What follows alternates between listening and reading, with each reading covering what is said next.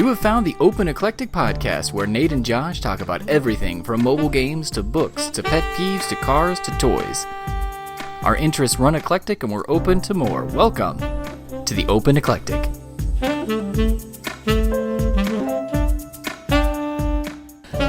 I love Matthew McConaughey. I have grown to love him. I was not a big fan for a very long time, as you may recall, and I think what turned it around for me is I watched, what's the submarine movie he did? Oh, U-571? Was that it? Widowmaker? Or? No, it wasn't No, the Widowmaker one. It was a different one. Yeah. I do remember that. I actually think I might own that. Like, cheap, like $8 DVD or something from Walmart. Yeah, no, and then I saw The Lincoln Lawyer. Haven't seen that yet. And now there's a TV show. The TV show's really good. Okay. Seen the first season. Just started the second. I love it. I like it a lot. Of course, it'll suck if you don't like legal stuff. I love legal stuff. Legal, like, back when they're doing all the John Grisham movies, legal movies, lawyer movies were like, they were a thing for a while. A Time to Kill, legal movie, Matthew McConaughey, Samuel Jackson. I actually haven't seen that. You're kidding me. Yes, I think they deserve to die, and I hope they... You're damn right I do, and I hope they burn in hell. Oh, Nate, you gotta... I know. So there's so many I need to watch because I need to watch... I don't know how... I basically have to go through McConaughey's catalog because I haven't actually seen a lot of his stuff. Like, I haven't seen Lincoln Lawyer, haven't seen Time to Kill, haven't seen, like, Dallas Buyers Club. I did not see that one. I was just going to say that. Haven't seen... There's another one, I think it's called Mud, that was in the last couple of years. It's supposed to be really good. Yeah, no, I didn't see that either. I feel like I need to go through his catalog. Nick Cage, although that's almost impossible because Nick Cage is just so prolific. He makes so many movies like that, and they're not like, critically acclaimed movies, but he just works. He works. I like, and some of the ones that got poo-pooed on real bad, I like the one where he can see, I can't remember the name of it, the one where he can see like 2 minutes into the future, loosely based on a Philip K. Dick book. Is that an older movie? Like, I mean, now by older, I mean like, 2000s. Yeah. Jinx. Josh. That's a dream. That's how it works, right? Yeah, something like that. Are we recording now? Yeah, it's live. Oh my God. I'm going to put that Jinx in at the end of the... Oh my God. That's cool. Nice little tail of the tape. That's cool. Let's get a little more natural. You can just fade it into a natural spot. Yes. Somewhat. Or just jump cut right in. Well, yeah, we usually pause and stuff. So yeah, this is on sale. I know you've got the Yeti, but I recommend what is it, like 100? It was like $180 or something. Yeah. How much does one like this run? That one in particular, like 100. Huh, 100. But so the advantage of this is that it's got a headphone jack on the back, so you can live monitor it even like at your computer. So I've used this instead of my headset at work for like being on phone calls. Oh, really? Yeah, it's got like a nice little, when it's plugged into the computer, it's got like a nice little touch thing here so you can adjust a lot of stuff. Oh, cool. That's neat. And then the XLR plus the USB makes it very versatile. Cool. That's like, it could be like, you can like the streaming game with that. Like, yeah. So it's all right. It's, let me see if I can. Oh, it's not without its issues. Like, people say that you should get a bigger version of this, but for our purposes, I like it quite a bit. But that's cool. That's cool. Okay. So we're talking about McConaughey and Cage. So I watched the now I can't get the name right. The ridiculous, huge, almost impossible weight of impossible, immense talent. Oh yeah. Whatever. Whatever. Yeah, whatever that's actually called. It was really good. Pedro. Yeah. Pedro. The Mandalorian. Pedro Pascal. Is really good. Actually, Din Djarin was in. Yeah. Well. And he's a huge Cage fan in that movie. Yeah. And Cage is also a huge Cage fan in that movie. That's awesome. He's an actor. Right. He's like a self-obsessed actor, isn't he? Yeah. And it's playing a fictionalized version of himself. Yeah, I love that. I love that one. Some actors pull it off really, really well. like I forget what movie, but James Franco plays like a version of James Franco in some movie, and he's like it anyway. It's hilarious. It's always a good time. So I need to check that one out. Cage has done another one like that. It's like I can't remember what it is. It was like in the 2000s. It was like John Malkovich, Meryl Streep. He plays two characters. Cage does? Mm-hmm. And then he's a writer. It's like Charlie Kaufman is who he is playing, I believe. Really? And Meryl Streep is an author, and he's like writing about her. Or no, he's not. Gosh, cut that part out. I sound like a moron. Actually, if you did that, you cut all of it out. No, it's really good, and it's God, now I can't think of it. Orchid Thief is like a fictional book, or maybe it's a real book that they talk about in that movie. Hold on. Maybe Orchid Thief is a real book. John Malkovich, Nicolas Cage movie. A true story of beauty and obsession. Yeah, Susan Orlean. Yeah. Con Air. Yep. That's it. Yep. Gosh dang it. No, what's the other one? How do I do Orchid Thief movie? Oh, it's called Adaptation. Oh. That's what it's called. Yeah, I've heard of that. It was good. Yeah. Anyway, that was a lot of work for, one thing. And I think I finally... I don't know, man. Like, all right. Yeah. But yeah, anyway, so I need to delve into McConaughey's catalog for sure, because... I think a few of them are definitely worth checking out. Lincoln Lawyer for sure, and also A Time to Kill. Both of those are just... I will put those at the top in my mind, top of my notch. list. Although if you wanted to just slip right into the Lincoln Lawyer TV show, you can go either way on that. So it's not like... They feel very different. It's not some sort of like prequel or sequel. No. Like it's just like a retelling, basically. So he's playing the same character, and... Yeah. The Lincoln Lawyer is based on a book by Michael Conley. And there's like a series of these books, and they're pretty fantastic, actually. What's funny to me, probably not, it's really to anybody else, is so there's like the Lincoln Lawyer TV show, fabulous, but there's also a Bosch TV show, and Bosch and the Lincoln Lawyer, spoilers, are half brothers. Bosch. Yeah, so there's a TV show on Amazon called Bosch with Titus Oliver, or I think is his name. And they're brothers in the book universe. They are, but one is an Amazon show and one is a Netflix show, so there will be no crossovers. Huh. Also, I think Bosch ended until Amazon and Netflix until Netflix gets absorbed by Amazon and by Disney. Yeah, and Disney, the mouse. What really turned me on to McConaughey was like my favorite movie of all time, Interstellar. So. Is that your favorite movie of all time? Really? Well, it's got to be in the top 3. But that's like watching top that, 3. and I was like, that's McConaughey. I'm a McConaughey stan, as the kids would say, like 2 years ago, maybe. I agree. He did phenomenal in that movie. Loved it. Loved it. Top 3 though. Wow. I know we weren't planning on talking about this. What else is woefully unprepared? What else is in your top 3? Apparently, this is an interview Nate night. That's fine. Oh, so tell me, Nate. Nate, I love your work. I love your work. Okay, top 3. Gosh, this is hard. Okay, so I've already pegged Interstellar in the top 3. In no particular order, too. Like I think when you get into like your top 5 favorite movies, for me they kind of oscillate sometimes.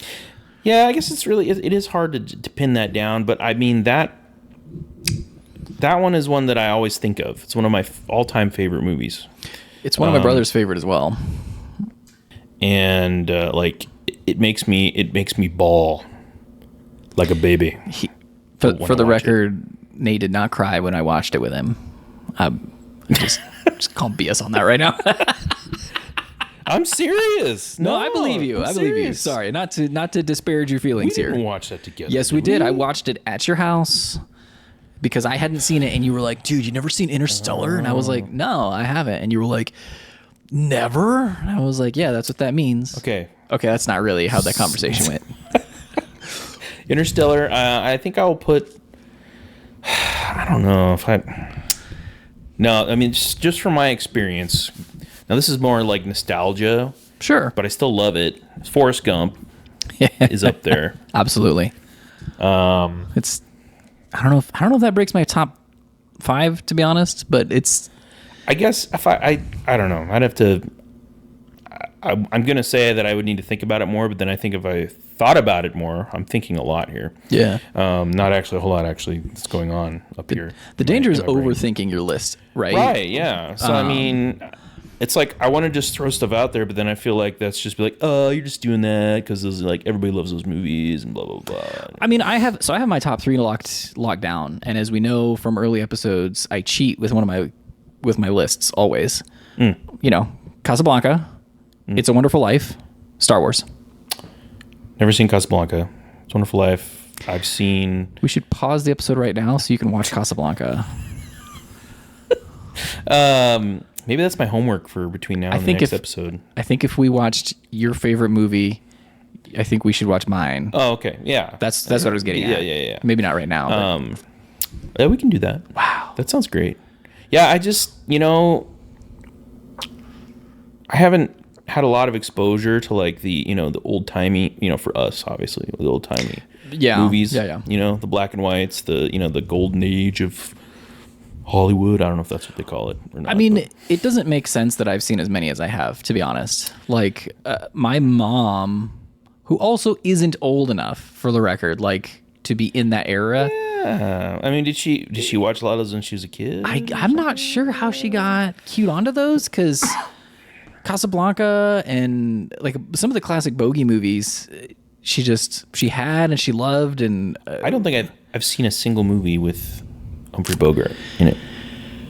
Wow. Yeah, it's just I don't know. It's like I don't know what to say. I don't know. My dad didn't. We didn't watch a lot of those movies. Like we'd watch movies like I'm trying to think what he was like. I think he was into like Eastwood westerns and stuff. Sure. And like some of the sci-fi type things. So I mean, that was like later. Like so we weren't going back and watching. The bogey movies were like the 30s. Yeah. They're black and white, and it was from the era where, like, there was no ad-libbing, none of that. You showed up and you knew your lines and you hit your marks, and you were done with the movie in like a week. Wow. Because there was also no like special effects, No CGI, no CGI. There's none of this. Like, it just you showed up and you cranked it out, and then you went on to the next picture. See? Yeah. See. But yeah, so I mean, I delved more into this because that's how I discovered my love of like film noir and some of those. And I have not seen a lot of them either, I've discovered. So I mean, there's a lot of them. There is. There's just a lot of film. It's true. Period. Yeah. So you said Casablanca, which we're now going to watch that at some point. Yeah. It's a Wonderful Life, which I've seen it. I think I've seen it cumulatively many times because it's always on around Christmas time. Always, obviously. Yeah. I think it's been a long time though. I don't even know if I can definitively say that I've actually sat down and watched it from beginning to end. Wow. I've just caught bits and pieces of it, like either flipping through the channels or like my dad's go over to his house, he's watching it or something like that. Yeah, so that's one I have. But it is a great movie. Yeah, it is. It's fabulous. It's and I have it in black and white and colorized. I know, right? And I watch them alternately. I prefer it in black and white. The OG. I do, but the color is it's equally. I mean, like so colorizing black and white. I mean, it's basically like a somewhat informed guessing game, really, isn't it? Like where you're coloring the. I mean, at least it's like I photos. don't know. I think I don't know. Well, yeah, with photos you would like hand. You basically like color them, painting or coloring. Yeah, I don't know how that works for film. I don't know. But it's like when they do it, it looks. I mean, when it's done well, obviously, it looks great. It'd be hilarious to me if you could like colorize a movie now, like let's go back to It's a Wonderful Life, colorize it, but like do it in like an artistic style. Just be like, all right, now it's cell shaded, but it's still, you know, identifiable easily as It's a Wonderful Life. Maybe we should run it through AI and see what happens. No, I'm just kidding. Don't do that. That would be hilarious. I'm actually kind of, I groan because I'm tired of seeing the like AI Lord of the Rings reimagined as a Wes Anderson film. Just the first couple were cute, and now I'm like, you think the AI bubble is going to burst? Like it's just going to, because right now it feels like the gift that just won't stop giving. Everybody's doing AI, like AI. Everybody's doing AI. Yeah, and I mean, did you see the new Indiana Jones movie? No. Well, my daughter was at camp. My wife and son and I went to go watch it, and it was pretty good. But they do a really good job of de-aging Harrison Ford. See, I had heard that, or I think I saw like they're like, oh, they spent so much money de-aging him. Like it looks really good. Does it? It's not. I mean, listen, you're always going to be able to nitpick a little bit, right? Right. I think. Well, I hope so. But it looked believable most of the time. And the times when it didn't, it didn't have to do with his face. It has to do with the age Harrison Ford is now. Movement. You just can't move like you did when you were even in the Crystal Skull, you know? So it was the Irishman? Yeah. Was that the first where that first really kind of came into vogue, where they're like, oh, we're gonna de-age the stars? And did you watch that? No, that's another one I need to watch. It's really long, isn't it? It is really long. But that was like kind of the same like sticking point where it's like, okay, they make their faces look young, but they can't move the same because they're old dudes. In The Irishman, there's a scene where one of the guys is giving another guy a beat down, and like you can look at a video of how he moved in younger films and how he would have done that before, and like now when he's like going to kick a guy who's on the ground, and he's like if you're younger, you kind of put your arms out to balance, right? And you kind of flail and bring that foot down wildly. And in this, it really is like he's got his arms in really tight and then leg comes up and down really efficiently. And you're like, yeah, that's not how a young man moves. Like that's not how I move. Like a piston or something. Like, yeah. It just, he moves like an old man. More like, calculated, like, I have to be careful. I'm going to break slip a disc in this. Yeah. But the face stuff in The Irishman is phenomenal. Mm-hmm. It's almost unbelievably good. Yeah, I need to watch that. So the de-aging in the Indiana Jones movie, like, I'd seen the trailers and I'm like, oh, it looks like classic Indiana Jones and the music is all feel good Indiana Jones. And then you'd see Harrison Ford. I guess I didn't even really think about it. I didn't think that far. I was like, well, is he going to be playing, Indiana Jones his age? Then I'm like, well, I guess that doesn't make sense because, if it's still in that time frame. So then I saw a headline that was like, oh, they spent so much money and time de-aging Harrison Ford. And I was like, oh. Yeah. Okay. I mean, it was... The Indiana Jones movies are not without their problems, but it's one of those things where, if we're being honest, the original movies were not without issues either. Like, right. If those movies came out today, they would get trashed. The first one would be made, and none of the other ones would. Period. Which would be a bummer because I like those a lot. Right. And so it's got its issues, from a cinematic perspective, but it's a lot of fun. I recommend it. Okay, I'll check it out. It felt like an Indiana Jones movie to me. All right, I'll scope it out. We're checking out. I'm pretty rusty on my Indiana Jones lore. I've seen the movies, but I was like, those weren't movies that I would watch like all the time. Oh, really? Like when I was a kid, I would watch Back to the Future a lot. The 3, and then I watched the Star Wars movies. Yeah.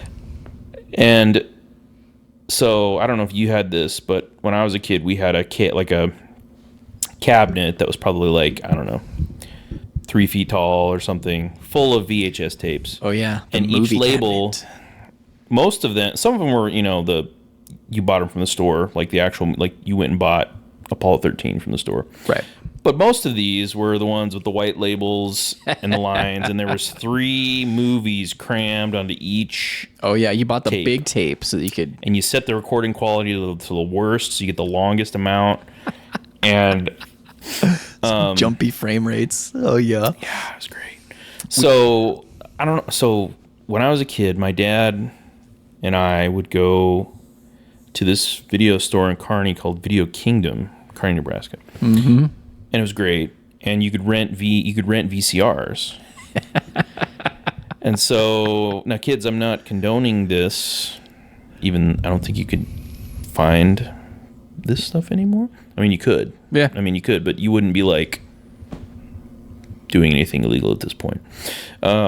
But so you could rent a VCR, and we already had a VCR at home. So what would we do? You would record. So you'd rent the VCR, and you'd rent some movies, and you'd record those movies onto. This is like the earliest version of like ripping CDs. You'd cram 3 movies onto one tape, and then you'd have hours of entertainment. Yes. And as a latchkey, only child, come home after school or during the summer, and just be like, oh, watch movies. Yeah. So yeah. A lot of Back to the Future, Yeah. Star Wars, Apollo 13. You and your dad are pirates. Yeah. Yeah. Yeah. Please don't arrest me. So Apollo 13 was one of my favorite, like all-time favorite movies when I was a kid. And I still put it up there. Top Gun as well. Sure. Because it's Top Gun, obviously. Yeah. Duh. I think we've discussed this previously. Oh yeah, we talked about Top Gun. Might have to talk about it again. Yeah. So, but I was really into airplanes and like space program when I was a kid. So of course Top Gun is awesome because airplanes, military airplanes, fighter jets, cool. Yeah. Volleyball scenes, Yeah. So I watched a lot of Top Gun, Apollo 13. I got Apollo 13 for Christmas, like that, the official store version. I watched it so many times I wore it out. Like it got so jumpy, like you couldn't track it and fix it. Yeah. So like my grandma had a subscription, or she subscribed to Stars, the Stars movie channel way back in the day. Oh man. Yeah. So either she or my dad one time we were visiting recorded Apollo 13 off of Stars. That's another thing, recording movies just off TV or off the premium channels. And so I had another copy of Apollo 13 to watch. Nice. Well, yeah, our supervisor at our first job that we worked together, he would get Stars, HBO, all these things they would do promotional, so you get the like free trial. Yeah. And he would just, he was like, I don't care if it's a movie I wanted to watch or not. I just put the tape in and I would set it to record for the full however many movies. And then I pop it out and put the next one in and just keep recording it. And so he was like, I've got a huge backlog of movies that I've never seen that I just got for free. And then if I ever want to see it or whatever, then I'll check it out. And so periodically, once in a while, he'd bring one in for me and be like, here, did you want to watch either of these?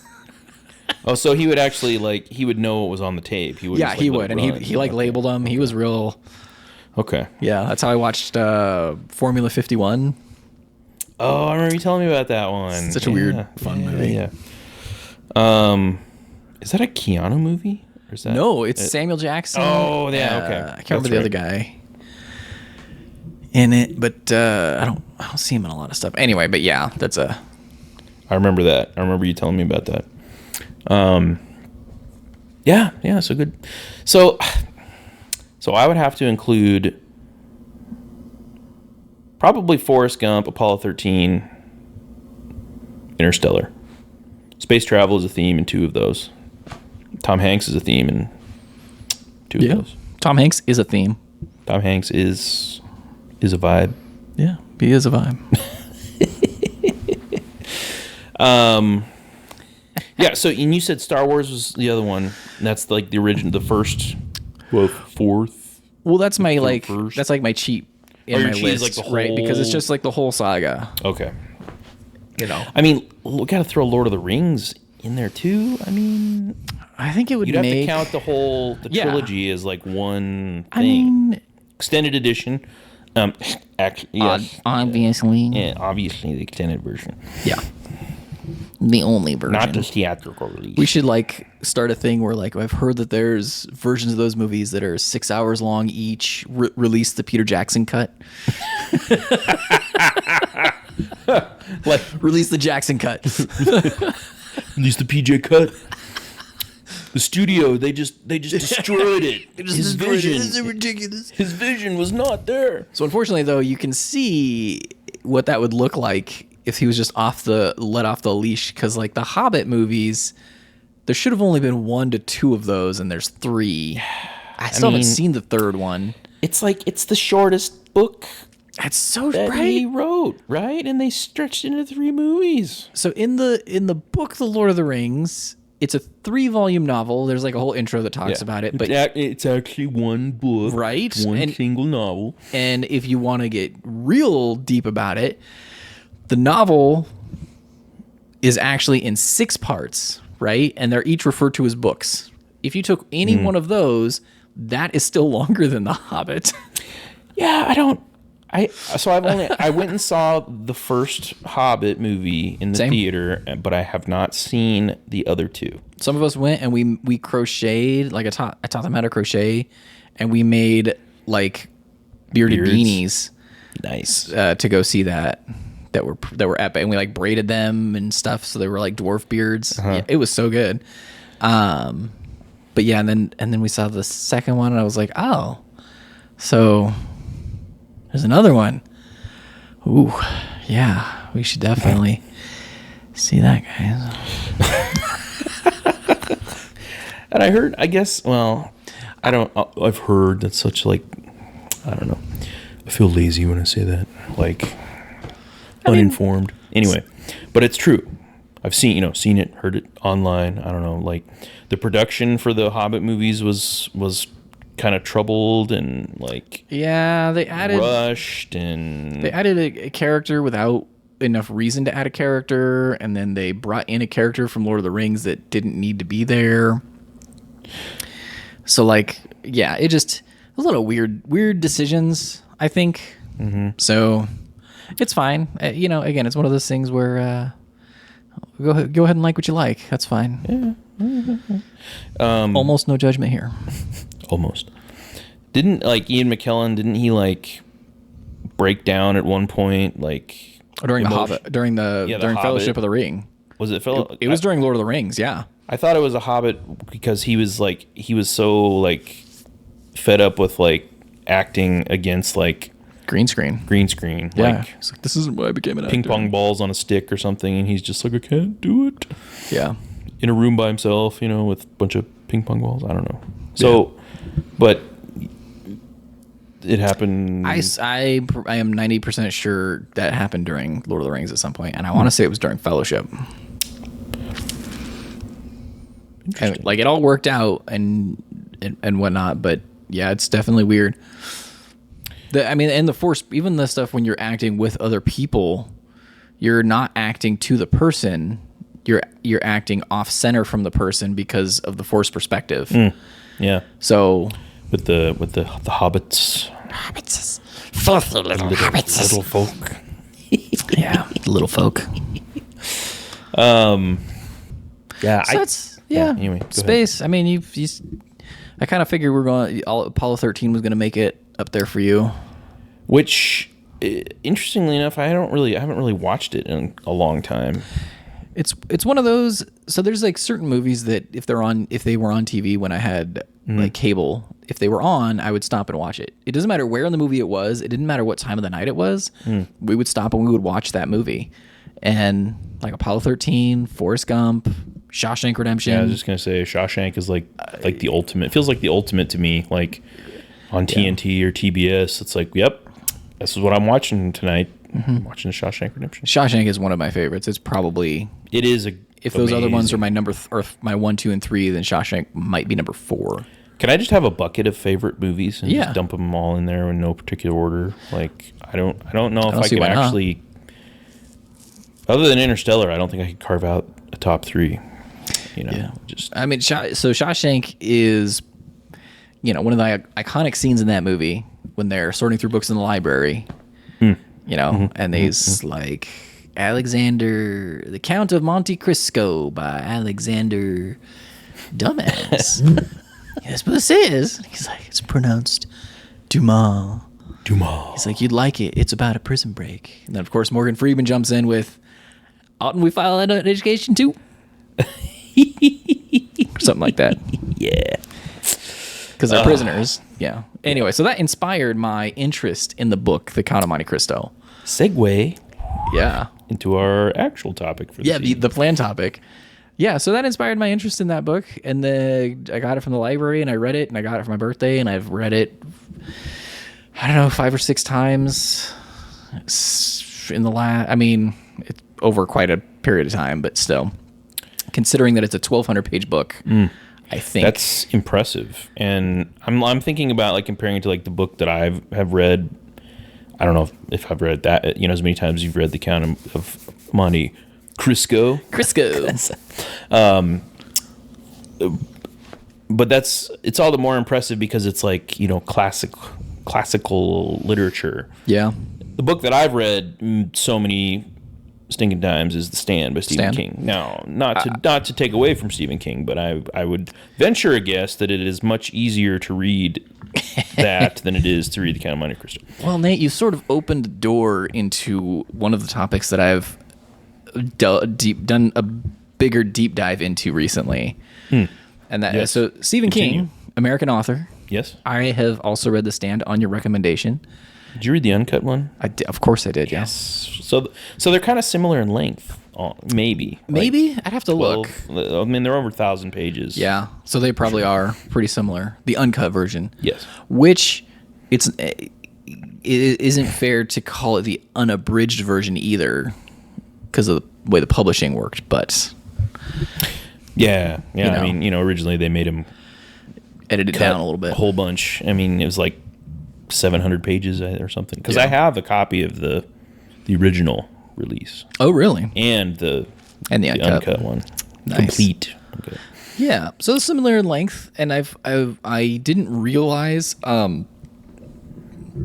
until more recently that there are multiple translations of the Count of Monte Cristo because it was originally, of course, published in French, Right. in a newspaper. Oh. So like a serial? It was serialized, yeah. And so as I started looking into it and comparing some of the translations, because there's several, and then there's like 6 or so abridgments. So you can really like, depending on which one you're reading, you can have a very different feel to parts of the story. How many different versions have you read, or translations, or? I have read 2 unabridged translations. The one that's generally considered the one is the Robin Buss edition translation, because he was like, we don't have to do a word for word translation from the French because then you end up with like a weird syntax.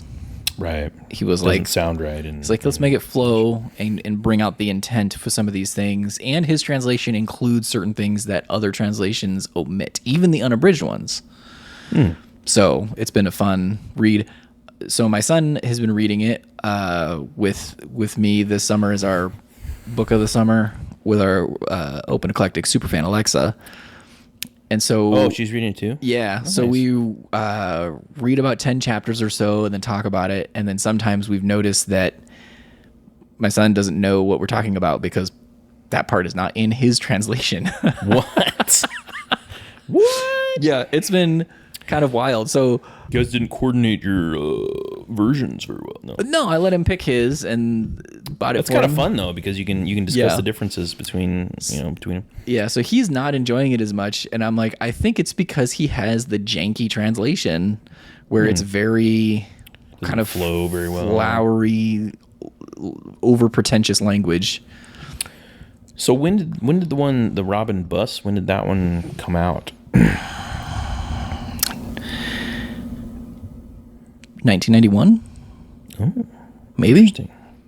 So maybe I don't know for sure on that part. What version would they have been reading in the Shawshank Redemption?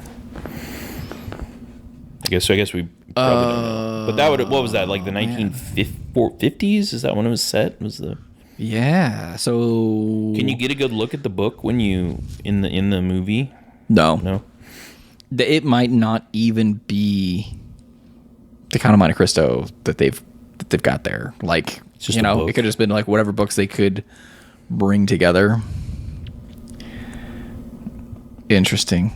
I looked on my Goodreads real quick to see if when the Robin Buss one actually came out, but it doesn't have a date for that in there. Boom. So yeah, I was like, after discovering that there's like 3 or 4 Mm-hmm. primary translations, I was like, oh, I should go through and like do a comparison of That's a large undertaking. right, of the translations and kind of make note of like what's omitted or what meaning is changed because of the arrangement of the words. And as I was thinking about that and perusing, there's a subreddit specifically for reading the Count of Monte Cristo. Oh, okay. And so they do like chapter by chapter analysis and stuff. And somebody in one of the comments was like, I'm actually doing my thesis or some big collegiate or above project on the abridgments and comparing them to see like what's omitted. Like, are there certain things that are omitted in all of them and different things? And he was like, yeah, I should be done. And the comment was from like a year or 2 ago, but I dropped a comment in there anyways and was like, hey, did you ever finish this? Would love to see your findings there. For whatever reason, my online voice is definitely a Muppet. Hey there, Bert. Hey. Yeah. He was, and he replied like right away, like within an hour. Wow. Was like, hey, actually I did finish it. Here's the link. Enjoy. Nice. I was like, sweet. So I like scrolled through like 5 or 6 translations and got to like kind of compare certain things that are in all of them, only in a few, and Wow. it's a whole. Are there kind of like really like wild differences between like each time they're like, you know what? Yeah. I don't like this part. We're taking it out. It's an interesting. So I used to be super against abridgments, but you know, I kind of had my perception changed a little bit of like, well, it's a really great. It really is like a great book, and if you are not an avid reader and can't commit yourself to a 1,200 page tome, all right, so You can maybe you can still get the gist. you still get the gist of it, right? Give me the highlights. It's like making a movie based on it, What are those books that which is also really good. when like those kids books that they used to have that were like they were hardcover but still kind of like cheap-ish quality. Yeah, They were mostly like white. Like the cover maybe like plain, White. but they would basically be like abridged versions of classic books. There's a Like Huckleberry Finn, or I'm sure Yeah, Monte Cristo yeah. is probably one of them. Barnes and Noble still has those. They look different now, but Right. they do. They have like a whole section in the kids section that are like classics for kids, Maybe that's what it was. and it's I want to. Okay, so real condensed down. another super fan, Andy, who was on about Batman. Yeah.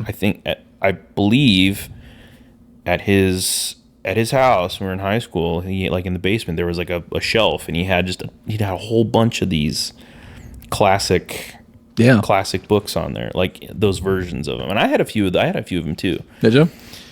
And so he was pretty well read back in the day with those. What happened? versions. No, I'm just kidding. Just kidding, Andy. Just kidding.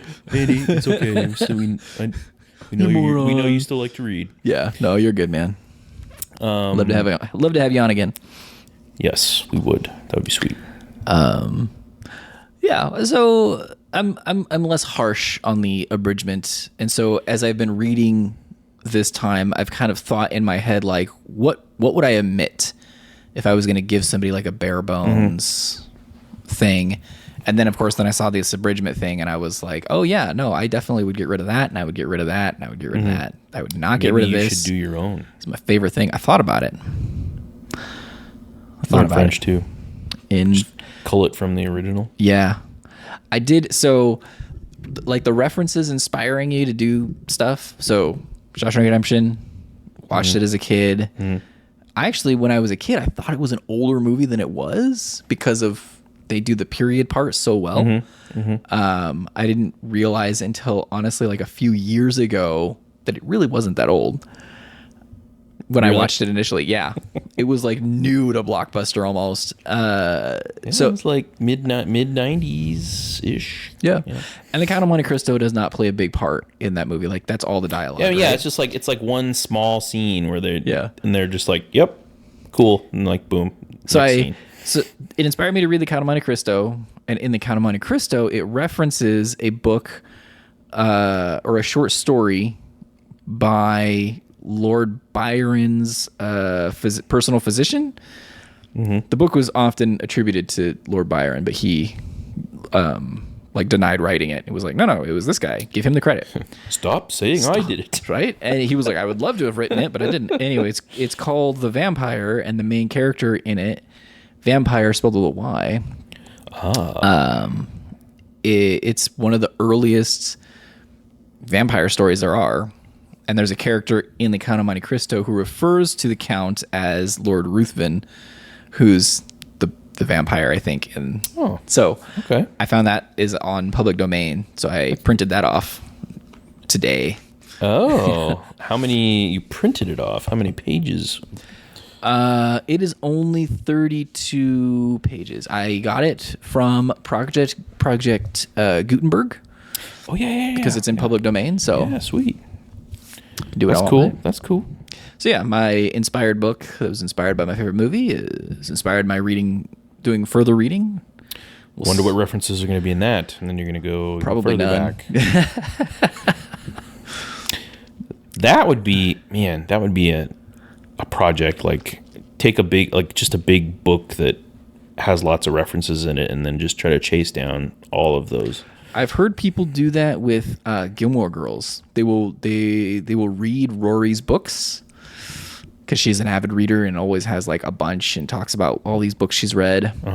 Okay. Which I don't know how you would get all that reading done and still have a life, because that's a ton of reading. But apparently people do that, and that's like their reading list. Oh, just Gilmore Girls, just like watch Gilmore Girls and anything she talks about and references, they're like, yeah, I'm gonna read. I read that. It's on my reading list. Good for them. Cool. Maybe I should do that. I've actually never seen Gilmore Girls at all, unless it was just on TV and I glanced at the TV and it was on. Maybe when you finish A Song of Fire and Ice. Ah, yes, my book. So it. I mean, no, I didn't write it. It's not my book. Yeah. No, give George the credit. He's the one who stop saying I wrote it. Everyone. Everybody, for the last time, Nate really wrote it. So, what page are you on in Count of Monte Cristo? Out of 1,200-ish. So You're almost done, right? No, we're like, well, I mean, relatively. We're 58% done. Oh, okay. So let me see. I can give you my actual page. So I do update Goodreads with my That's right. Actual, because I do too. Page count. So I am on page 743 of 1,276. Ah. That, of course, does not include the introduction or the references at the end of the book. Ah. Okay. Of course. Now, are you feeling like held back by the reading group? You're like, man, I want to go, keep going. Alexa and I both have had times where that's been the case. She was like, I accidentally read another 2 chapters this week. Ooh. And I'm like, yeah, I actually delay when I start reading it during the week to make sure that I don't jump ahead. But I mean, it's not like it's like spoilers or like you can't resist, not telling Martin about it or whatever, because so there's been stuff. It's such a big book, and there's so much that goes on in it that there's stuff that I genuinely forgot. That's true. Yeah, I mean, especially with bigger books. You totally. I mean, you read it multiple times. You're like, boy, and you pick up on different things, or you're like, I forgot about that. Our last meeting, they were like, who is this person? Why did they bring him? Why did the Count bring him in? Like, what is this about? And I was like, let me tell you guys, I don't remember. I was like, let's speculate for real because I don't remember. Don't know. And there's certain things that I remember super well. So I just read my favorite. It's a big enough book. You have a favorite chapter in the book. So like I had my favorite chapter and I read. I was like, oh, this was amazing. This was just as good this time as I remember it being. Except now, for whatever reason, the chapter after that, I was like, oh my word, this is insane. What? How did I not remember this at all? Anyway, so it's been for me thrilling doing a reread. That's cool. That's cool that you got a group and you got got your kid in there too. Like getting him exposed to it. Hates it. He's so annoyed with me for making him read it. He's soldiering through. He is. I'm very proud of him. When I told him this is what we were doing this summer, he was like, okay. And I warned him like 2 years ago. Like I've been warning him for years. Hey, this is coming. We're doing it over the summer. We're going to do this. You know? And I was like, all right, so either he's going to love it and see the genius, or he's going to hate it. But when we're done, he's really going to feel like he accomplished something. And as he goes into high school, any reading that's assigned is going to seem small. There you go. You're stretching that, I don't know, say his reading capacity. I hope so. I really hope so. And what if, I mean, obviously, you know, ideally you'd want to be like, I loved it, Dad, it's great. But what if, you know, like he hates it now and is like, God, I can't believe Dad made me read this. But then like years later, or maybe even a couple years, you know, not that many years later, he's like, you know what? That was actually pretty good. I'll read it again. And he's like, this is my favorite. And he's like Kermit the Frog. It's my favorite book now. It's actually my favorite, my personal favorite book. I can't do Kermit the Frog here. Today I'll be portraying the Count of Monte Cristo. Well, so you're like 58% is what you said? Yeah, like we're a little over halfway. Whoa, we're halfway there. Whoa. Living on a prayer. So the book that I'm reading is A Game of Thrones. Yes, which is book one of Song of Fire and Ice. Song of Ice and Fire? Ice and Fire. I always mess it up. Sorry. I am 71% done with it. I'm on page 600 of however many. Nice. Yeah, 71% of. You know, been mowing through it. Notoriously, Nate, you don't really do long books with the exception of The Stand, right? Yeah. No, you're absolutely right. And I just got to say, like... I peter out. I can't... I'm just like... I don't know. It's like I'm like reading like... Okay, I made it like 2 pages in. All right. Let's hunker down and get it. And I'm like, oh... It's like, ooh, TV. Ooh, oh. And then page 8 rolls around and you're done. Yeah, like, I gotta put this away. And you've just been like, I've been watching your updates on Goodreads. I just gotta say, like, in all seriousness, man, I'm so proud of you. Thank you. Like, cranking away at this thing means a lot. Yeah, no, and it's like, so the story for me with Game of Thrones, the books, the Song of Ice and Fire. So I bought it on Kindle, like the ebook, and it was like the collection of however many. I don't know if it's all of them, or I don't know if one of them another one had gotten released since I got this, but it's not complete because it's not done yet. Because the series isn't complete. So I got that a couple years ago, quite a few years ago actually, and so I kind of started reading, and I made it like 100 pages into it, and I was just, and it wasn't like, I wasn't like hating it, but I was just like, I just stopped, and I just could kind of like resign myself to never finishing it, never reading it. And I watched the show. I think Andy recommended to me to watch it. So I watched the whole entire run, the whole show. And then just in the last few months, I was like, because I watched the show like a couple years ago. Like I ran through the whole thing a couple years ago. And just a couple months ago, I was like, you know what? I'm going to order physical copies of the books, and I'm going to read it. Maybe this will get me to read it. Did you get the little leather-bound ones? Too? Yeah, really those cool are set. so pretty. It's very nice. Like I think they look like little Bibles. They kind of do, yeah. Like I think I have the first one. Okay. In that same. Okay. I got it, and yeah. The only like slightly annoying thing about it that some people don't like is that it's really small, so the print is So small. Yeah. Hasn't really bothered me, this type of reading. But what's cool is since I have physical copies, like I can read it, the physical book, and then I can like flip over to my phone or my tablet or whatever, my iPad, and read it on Kindle. So I can just kind of keep up in both places. And I'm really enjoying it. Now, I will say that I'm not going to jump immediately into the second book. Yeah. Once I finish this one. Gonna take a little break. Yes, because there's a book I actually really want to read. That's called, I believe it's called Swan Song. Okay.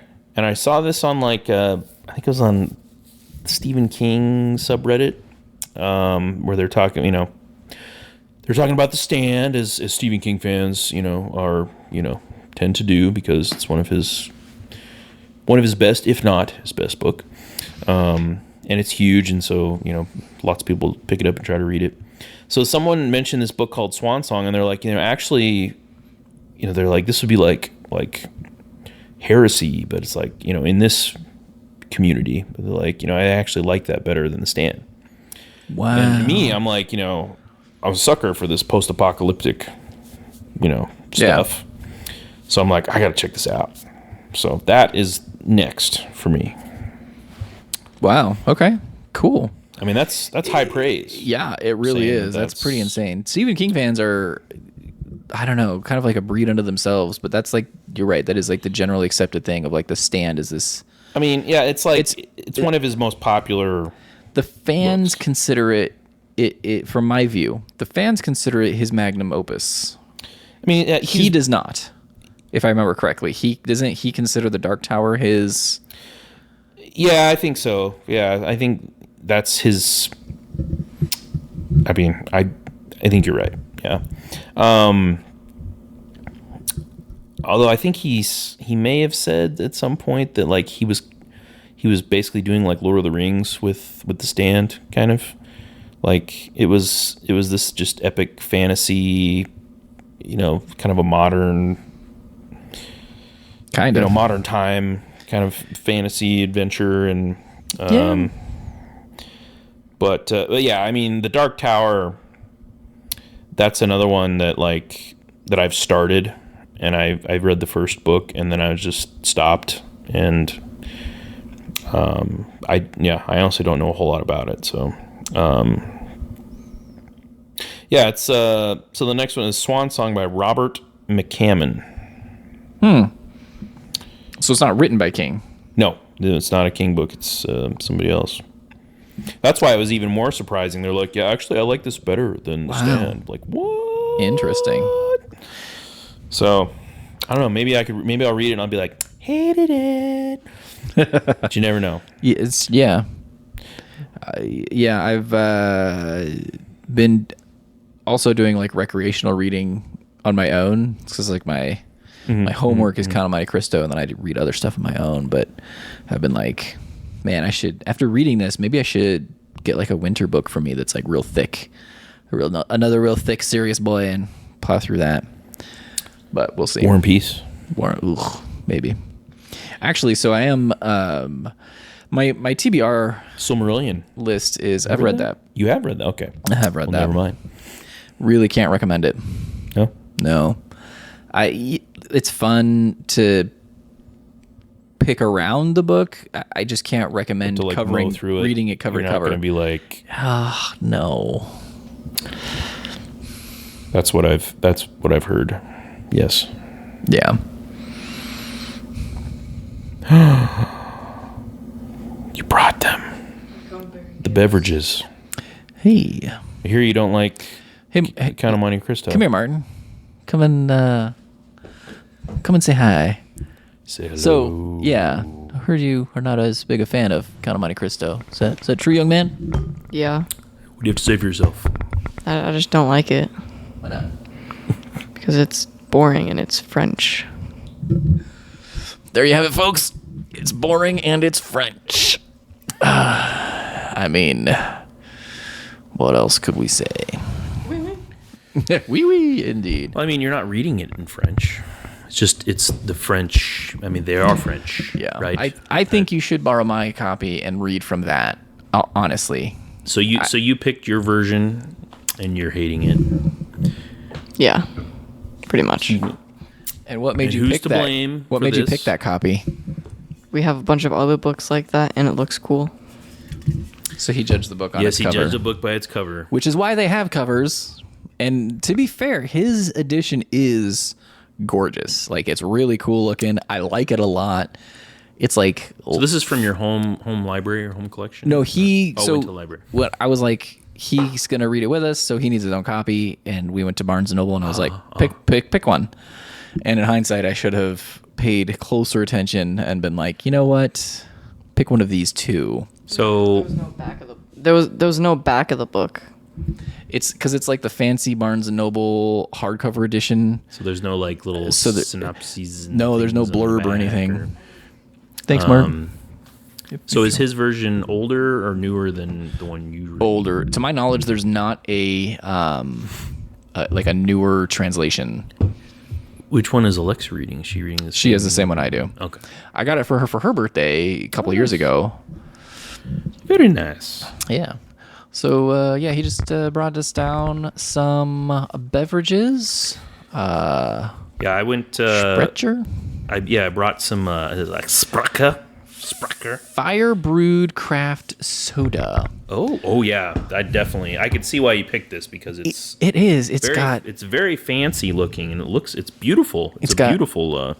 yeah, The cover is like it's in like was it embossed? like an embossed So it's got pleather. like raised up like lettering and The pages are gilded. Yeah, It's it's got a bookmark in it. The ribbon. I think it's legitimately stitch bound too. So it's a part-time thing that I do is bookbinding. So the quality of a physical book is That's a cool copy. actually very important to me. And they have a really cool copy at Barnes & Noble that's green, and it has little masks embossed all over the outside. I love the cover. It's probably one of my favorite book covers, period. But as it's just a paperback with a hardcover glued onto it. Ooh. And I was like, oh, so it's going to fall apart if you try and use this like a hardback. So I for the price that they want, I just couldn't justify buying it. Another copy for me. If it was a little nicer or a little cheaper, be all over it. And that one is the Robin Buss translation. Oh. Yeah. Well, Martin, I'm sorry that you've been being put through torture this summer. And by sorry, I mean I'm not sorry at all. It's good for you. 20 years from now, you'll look back and be like, I'm really glad my dad made me read this book. I hope so. I hope it's before I die. Not that I'm planning on being dead in 20 years, but like, you know what I mean. Just save it for deathbed. There you go. thing. You can be like, Deathbed confession. Dad, by the way. Don't worry, I liked it. Oh, I got it just before he went. Yeah. Have you figured out what my favorite chapter is yet? Oh, you haven't read it. You haven't read your chapters for this week, have you? Okay. Well, why don't you go do that for maybe half an hour and then call it a night? You might find that you read more. No. Any final words, Martin?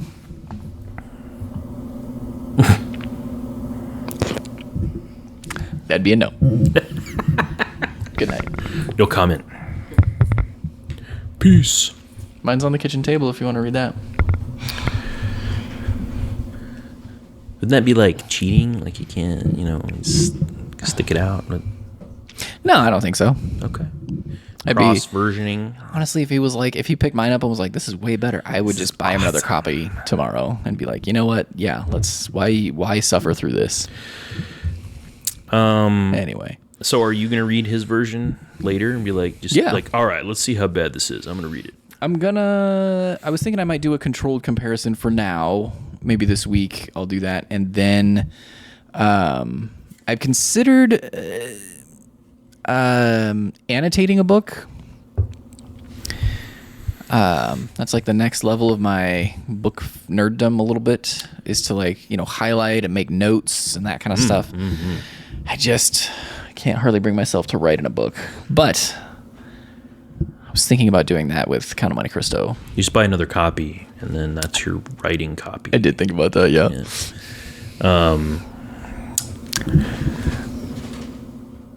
It almost sounds like a, what are they called? What are those called? The Strong's Concordances, the biblical commentary. Like, this is what they meant in this chapter, in this verse. And a lot of people will they'll do highlights, or they'll do like sticky notes and like highlight different things, and each color has like a different meaning, and they make like a key so that they can be consistent and reference it. And I definitely, there's really subtle things that I've noticed this time, and I kind of wish I had done that, because that would have been cool for me.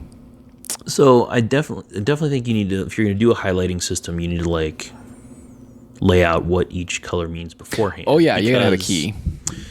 Because I always try to do that like in the midst of reading, like on a Kindle, because they give you the option to highlight. They give you like 4 or 5 colors, and I'm always like, okay, so this part is kind of funny, so I think I'm gonna make it yellow. What's a funny color? Like funny, Yeah. And then okay, this part's red. This is like serious real life stuff, and then I just like, Yeah. I don't. Obviously, it's not consistent, so I just got different colored highlights all over the place. Well, with this, so it's, the plot is Edmond Dantes is 19 years old. He's on the verge of potentially becoming captain of a ship, and there are people. He's got a. You should watch. So let me come back to this. Remind me about Thug Notes in a minute. Thug Notes. Thug Notes. He's got a fiance, the beautiful Mercedes, and obviously this is before the cars were popular. But there's a dude who's like mad in love with Mercedes, and she wants nothing to do with him, and she's like, "Bro, you're like a brother to me. We like totes can't hook up." And she's like, "Plus, I'm gonna marry Edmund." Yeah. And anyway, so this guy who's like really into Mercedes and some other guys hatch this plot that gets Edmund arrested, which then snowballs into him being imprisoned. So when he gets out, it's like it's revenge, justice. He seeks to balance the scales. So as I was reading it and I was thinking to myself, like, how would I go about highlighting this? I was like, oh yeah, I should. Like the people who do bad things to Edmund, and if I want to highlight stuff about them, I definitely am going to use like red, and then I'm going to use this color for this. And I just started like plotting out all these colors. And then like I even went so far as like I bought the pens, but I was like, I don't want to go back. It was when I was almost halfway through the book. Basically, I was like, start over. I don't want to go back right now and like re-highlight. So I don't know. So yeah, we'll see. I jokingly on my Snap story today said I might just round the horn and start it again when I finish it. Yes, I saw that. Yeah. So you may have heard I cracked open the Sprecher. There you go. Fire brewed craft soda, low cal root beer, made with honey, natural antioxidant. Great. So this can of 16 ounces of soda is only 45 calories. I checked the sugar's 6 grams. That's pretty decent, right? That's not bad. Yeah. Includes 6 grams added sugar, so it's 12%. It's not the worst. It's interesting. That's got an interesting flavor. It's not like, I don't know. What do you think? I think it should be colder. Yeah, because unfortunately I stopped at the store right before the show here. So And the only ice I have is lime ice. lime root beer. I take I squeeze limes into ice cube trays and make literally it's just lime ice. It's just lime juice. That's it. It's not like a little bit of lime in the water. It's just okay. And then I put those in my bubblies to give them more flavor, which is like a carbonate. It's like a sparkling water, more aggressively flavored than LaCroix, but that's not really saying much. So anyway, so I get a little bit of a stronger flavor. Plus the lime is like good for you. Yeah. Oh, for sure. So anyway, cool. all I have is lime ice. I agree. I mean, obviously, sodas are, you want to drink them, you want them cold. You don't want them to be like, it's kind of cold, but it's not as cold as it could be. Sangria I can drink warm. It's sort of like grape soda, basically. I think it has a different flavor profile. Piss warm, lukewarm, and ice cold. They have different flavor profiles to me. Okay. All right. And I like all of them. Of sangria. Yeah. Okay. Yeah, but this root beer's not bad. It's I didn't even look at the price. I have to look at the receipt, but it's, obviously it's gonna probably more expensive than your standard. Probably it's really good. I'm enjoying it quite a bit though. It's not like for being like a lower calorie. It's not like, obviously it's not 0 calories, so it's not like, it doesn't have like necessarily like a real like obvious diet taste to Not it. quite, yeah. So it's like, so it's got just a little bit of that, the sugars in there and got some honey in it. So it's, it's good. Yeah, it's almost good for you. Well, Almost. You can convince yourself. Thinking about being less harmful. Yeah. So They have a bunch of different flavors too. Like it wasn't just root beer. They had other stuff. But I was looking for, local. where was this at? Hy-Vee? Hy-Vee, Williamsburg. Nice. I might have to check it out. Oddly, well, not oddly. I was looking at like what I call the fancy sodas, like all those almost novelty ones that are come in glass bottles, or they don't have a lot of diet options. No, they sure don't. They don't. But which, I mean, is probably like to people who are real big fans of these sodas, they're probably like sacrilege. Like, how could you wouldn't want it to be diet? You got to have the full diet soda flavor. What's next? You gonna read an abridged book?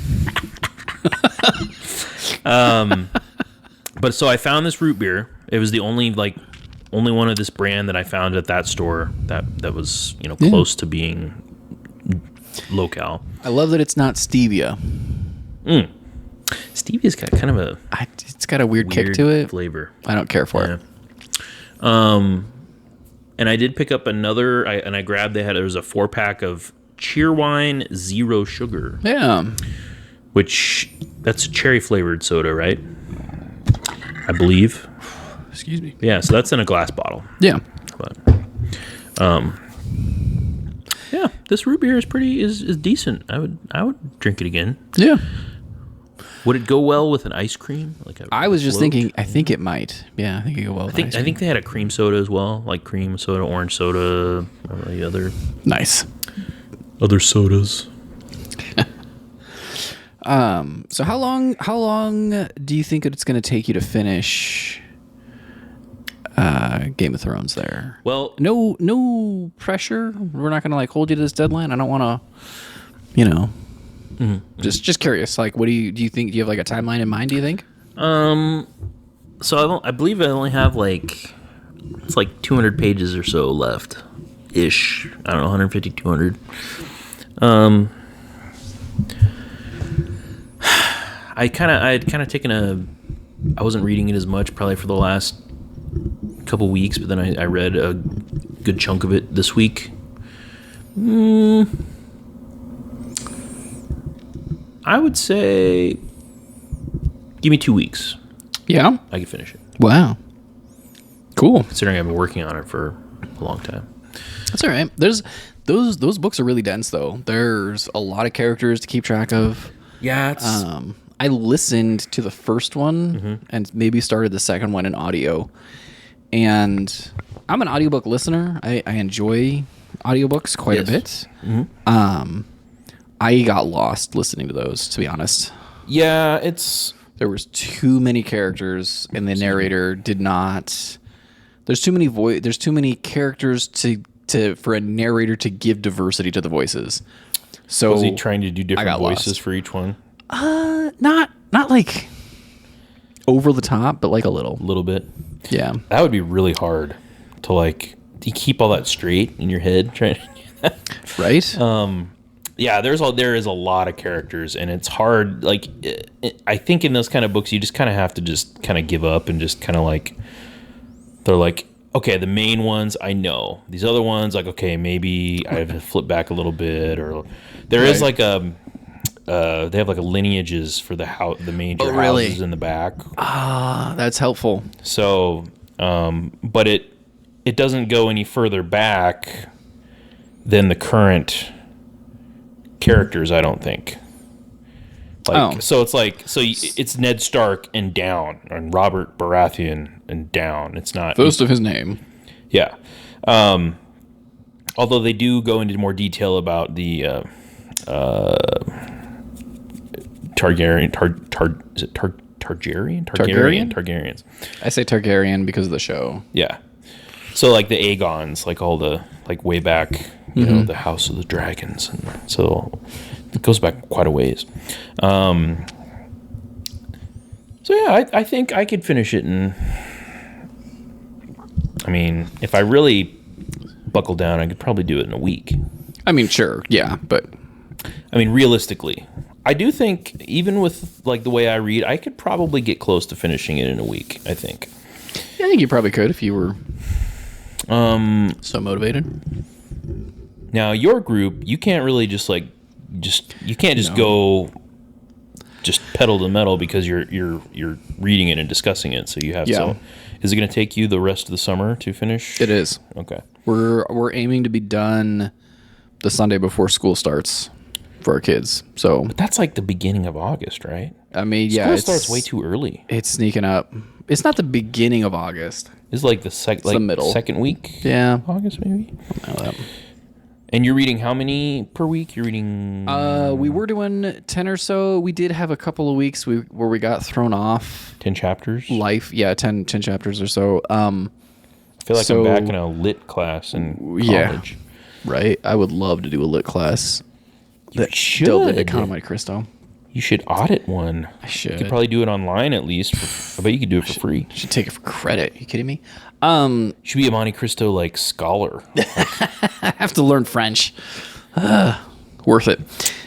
Second career. No kidding. But we're gonna have to increase just a little bit because of that. So we're gonna do more like it's gonna be more like 12 chapters a week through the rest of this summer. So this is a summer thing. Do you have a book club that you do like during the rest of the year or no? For a while, I was doing a short story book club. And each person would pick a different short story, and it was a story a week. Although we had kind of an unspoken thing that we did very short stories, and then one of the newer members started wanted to do longer ones, and partly because of that, partly because of scheduling, and partly because of other life things, like it just kind of fell apart. So I don't know. Yeah, it's hard to keep that stuff together. It is. Keep those things going. Like you said, life. Mm-hmm.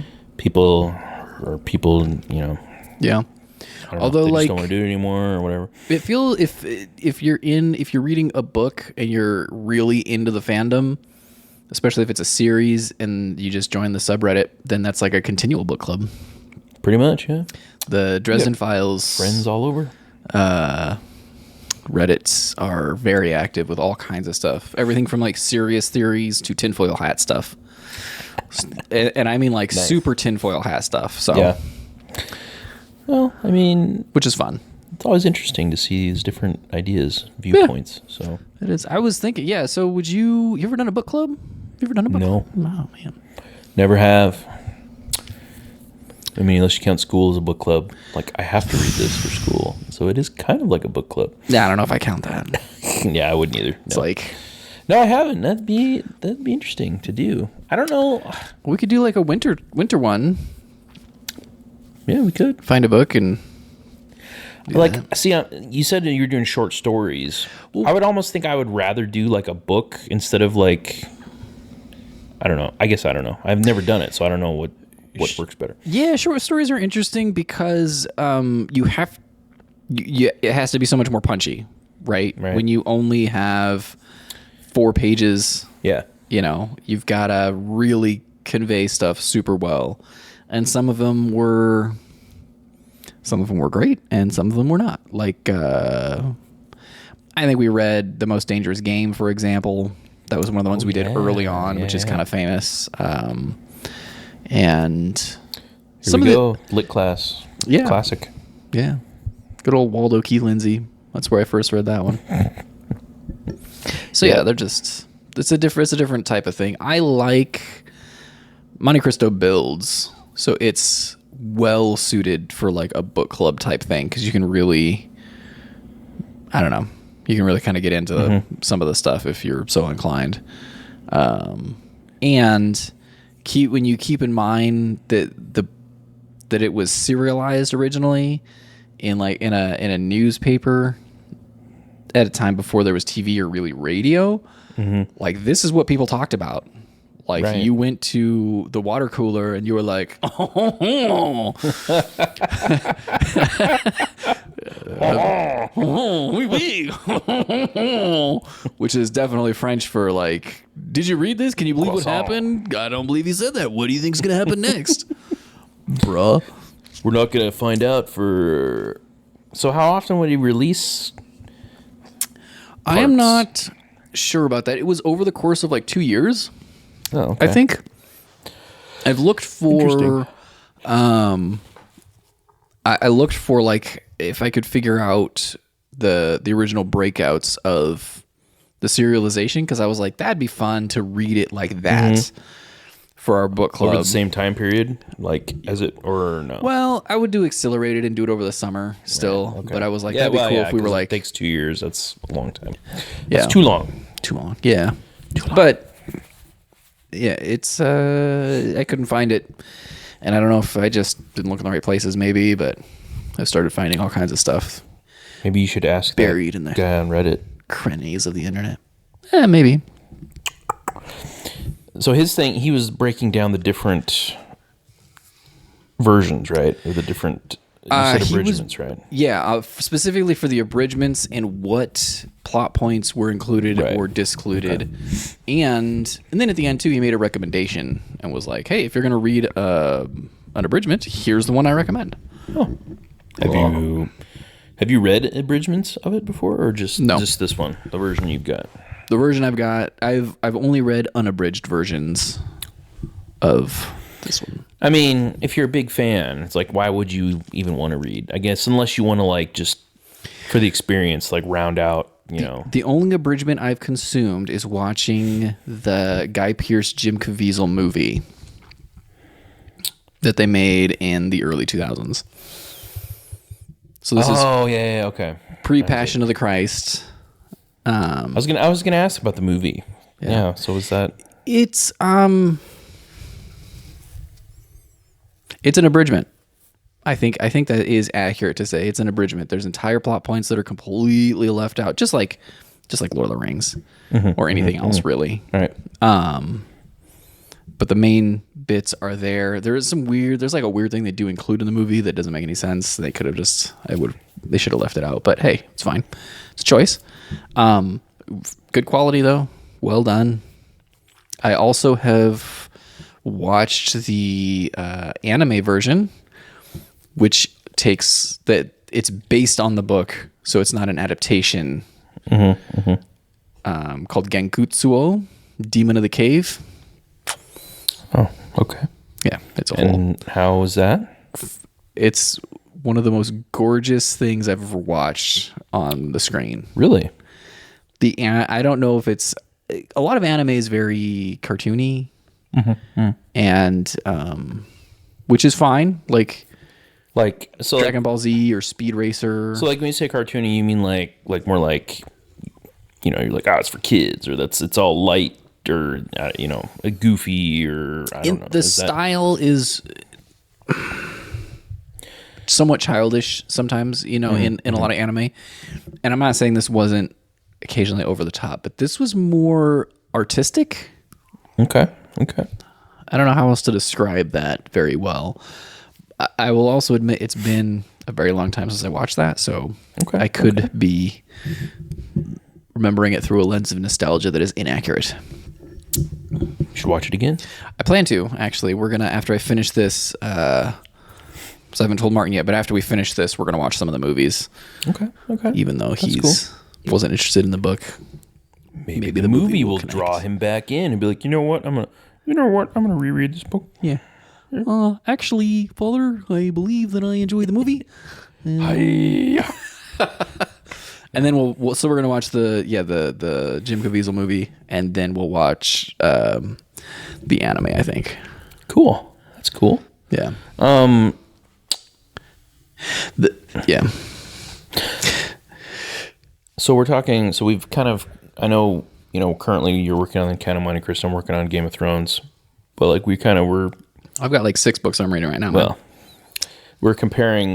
We compared a little bit like Count of Monte Cristo and The Stand. So like, and there's all these different media. For like Count of Monte Cristo's all these different versions, and there's like anime, and there's a movie, and there's a lot of adapted versions of it actually. So The Stand. So really, there's the original that was not the complete version, and there's the complete and uncut one. There's a made-for-TV movie, or 4-part like miniseries. That came out in like 1994, and that's actually so I saw that when it originally aired. I was like 10 years old, and I saw it was on ABC, I think. That's what originally got me into it, and I was hooked when I watched that. I was like, that's amazing. And I even think I didn't even get to watch the final, like the 4th part, for whatever reason. Like I just didn't watch it, but anyway. You ever gone back and watched it? Yeah. Oh yeah. Yeah. You can watch it on YouTube like for free. Somebody uploaded all 4 parts, and it's pretty high quality. And so I actually did that early part of the pandemic. I was like, I'm gonna watch this because it's very apt. Anyway. Yeah, it is. So there's the the 2 versions of the book. There's the mini series from the mid 90s. They actually just remade it, or they made a new version on Paramount Plus. I have not watched that because I've heard that it's like I don't want to watch because I don't want it to sully my memory and my what's in my head from the original miniseries. But like and I've also heard it just wasn't very good. Like I heard people watched it and they're like, yeah, no, it's just they made like you said like the movie, they're like they made some weird choices and they included this or they did this with this character that wasn't they didn't really like it. So I don't know. I just haven't really felt MOON. That spells Count of Monte Cristo. That's a standard. Yes, it's a stand reference for. So the guy who plays Tom Cullen, Bill Fagerbecky, I don't know how to pronounce it. I'm sure I'm slaughtering it. He voices Patrick Star in SpongeBob, and so they reference The Stand like once in there. There's like it's like MOON is spelled out. Oh, that's so great. Or he says it or something. Patrick's that's like so great. That spells Krabby Patties. Yeah.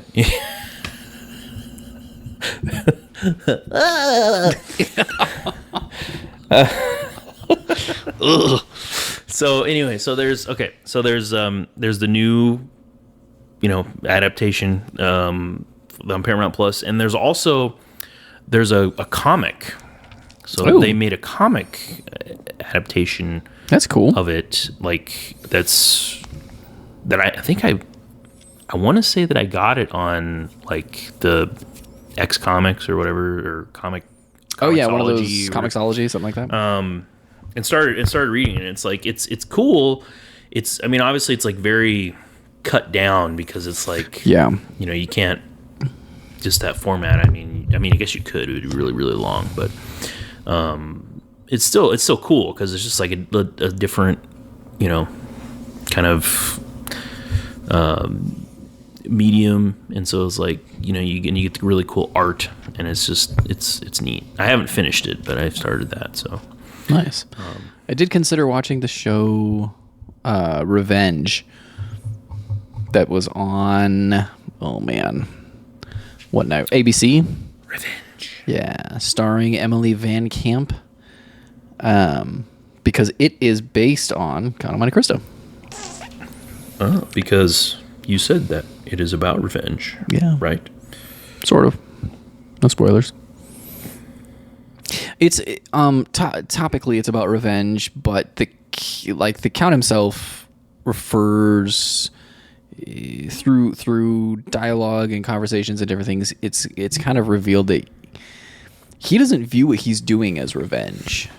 He views himself as an act of providence, as like justice coming to balance the scales. Oh, interesting. Yeah. So it's kind of interesting because you do get to see a little bit of where he's coming from, more than just like. So is he like I'm a gonna kill little, you. just a little kind of Unhinged? a little cracked, like not quite. I mean, he did spend a lot of time in prison, right? If it wasn't so tight, yeah. That's all I have to say about that. I guess I'll have to read the book to find out. Yeah.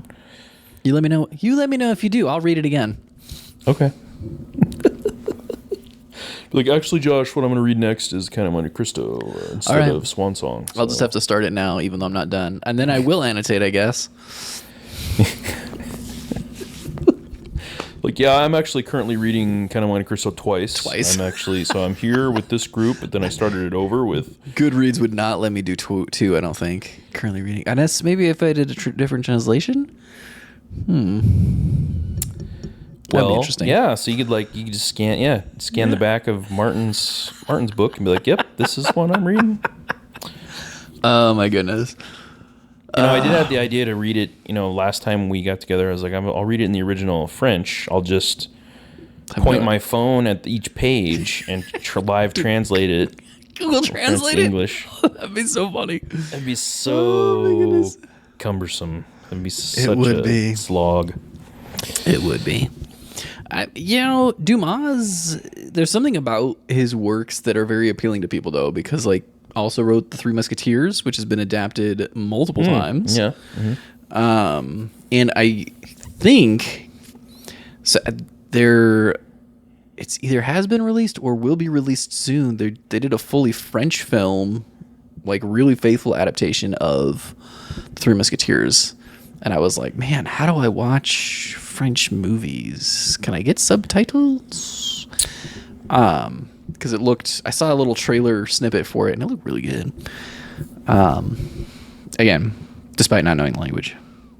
And then there's another book too. I'm drawing a blank on it that was made into a movie.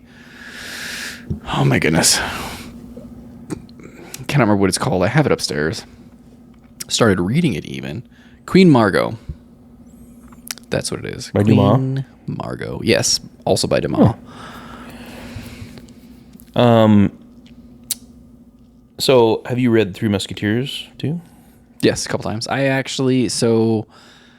hadn't read it, and then in college, a friend gave it to me for Christmas.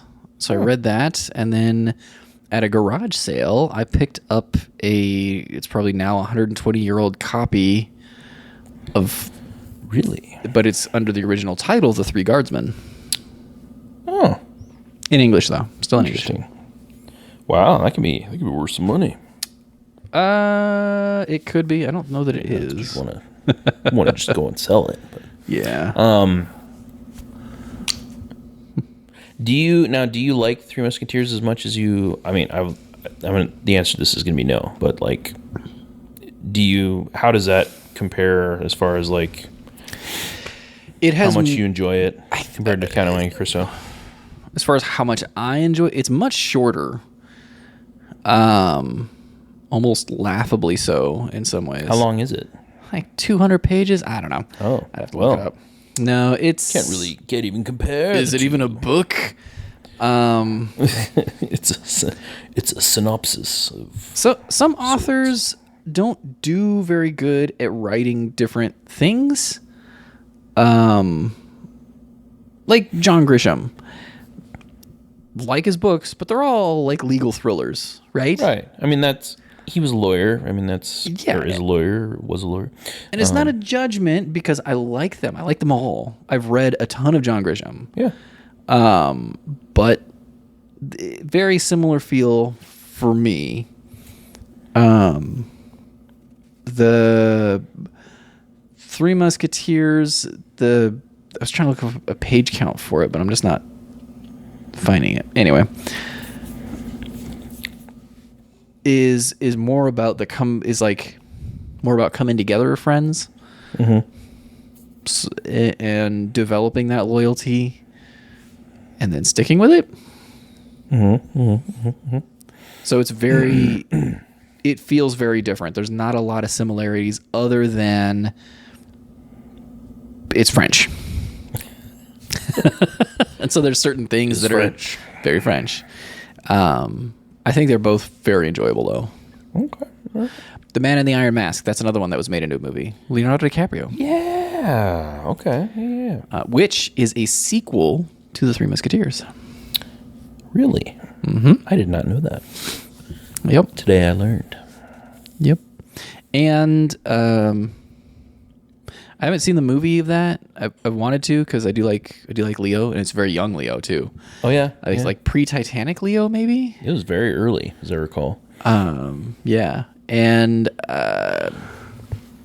the book, The Man in the Iron Mask, I don't really recommend. No. Sometimes authors get begged for a sequel and they're like, fine, I'll do it. And you can kind of tell. Yeah. And I don't know if that's factual for this book, but that's what it feels like to me when I'm reading it. I'm like, ugh, did you even want to write this book, bro? Yeah. The publisher made him do it, or needed the money, or both, or whatever. Like Michael Crichton writing Lost World after Jurassic Park. Yeah. They're basically like, we really need you to write another book. This is huge. Specifically about dinosaurs. I don't want to. Somehow I just turn into some... I don't want to do it. I don't want to do it. Just when I thought I was out, they pulled me back in. Are you done with that yet? No, I'm really sorry, but no.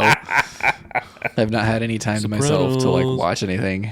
Yeah, it's all right. Like, yeah, if it's either I'm watching stuff with the kids or with my wife, and none of them are ready for that. So Your wife doesn't want to watch The Sopranos with you? no, believe it or not, she's not really into grimdark. I realized so. Really coming full circle here with the book. Man, we've stayed on track really well tonight. I'm so proud of us, Nate. I know. This is impressive. Yeah, I read. If you ever want to read another grimdark series that's a lot shorter and finished, well, you can read the first 3 and say that it's finished. There's other stuff that happens in universe that the author has written, but it's not required reading. The Blade itself is really, really good, but it falls under the grimdark category and genre. Okay. Which Game of Thrones, in my opinion, falls under as well. I just think I quit watching Game of Thrones because if there's a point where I just realize it's not gonna finish, there's no actual finish to it. There's no sort of like the character development petered out for me in the show even, and this is in like season 2, and that's part of why like I gave up on it. Unlike The Sopranos, where even though it's a grimdark show, like there's no happy ending. I don't know for sure how it ends. I have not had it spoiled for me, but there's no happy ending here. You can just tell, right? There's not really like a happy ending. There's not really gonna be that kind of bow at the end. Right. It's my prediction. I guess I could be shocked. I don't know. Could be.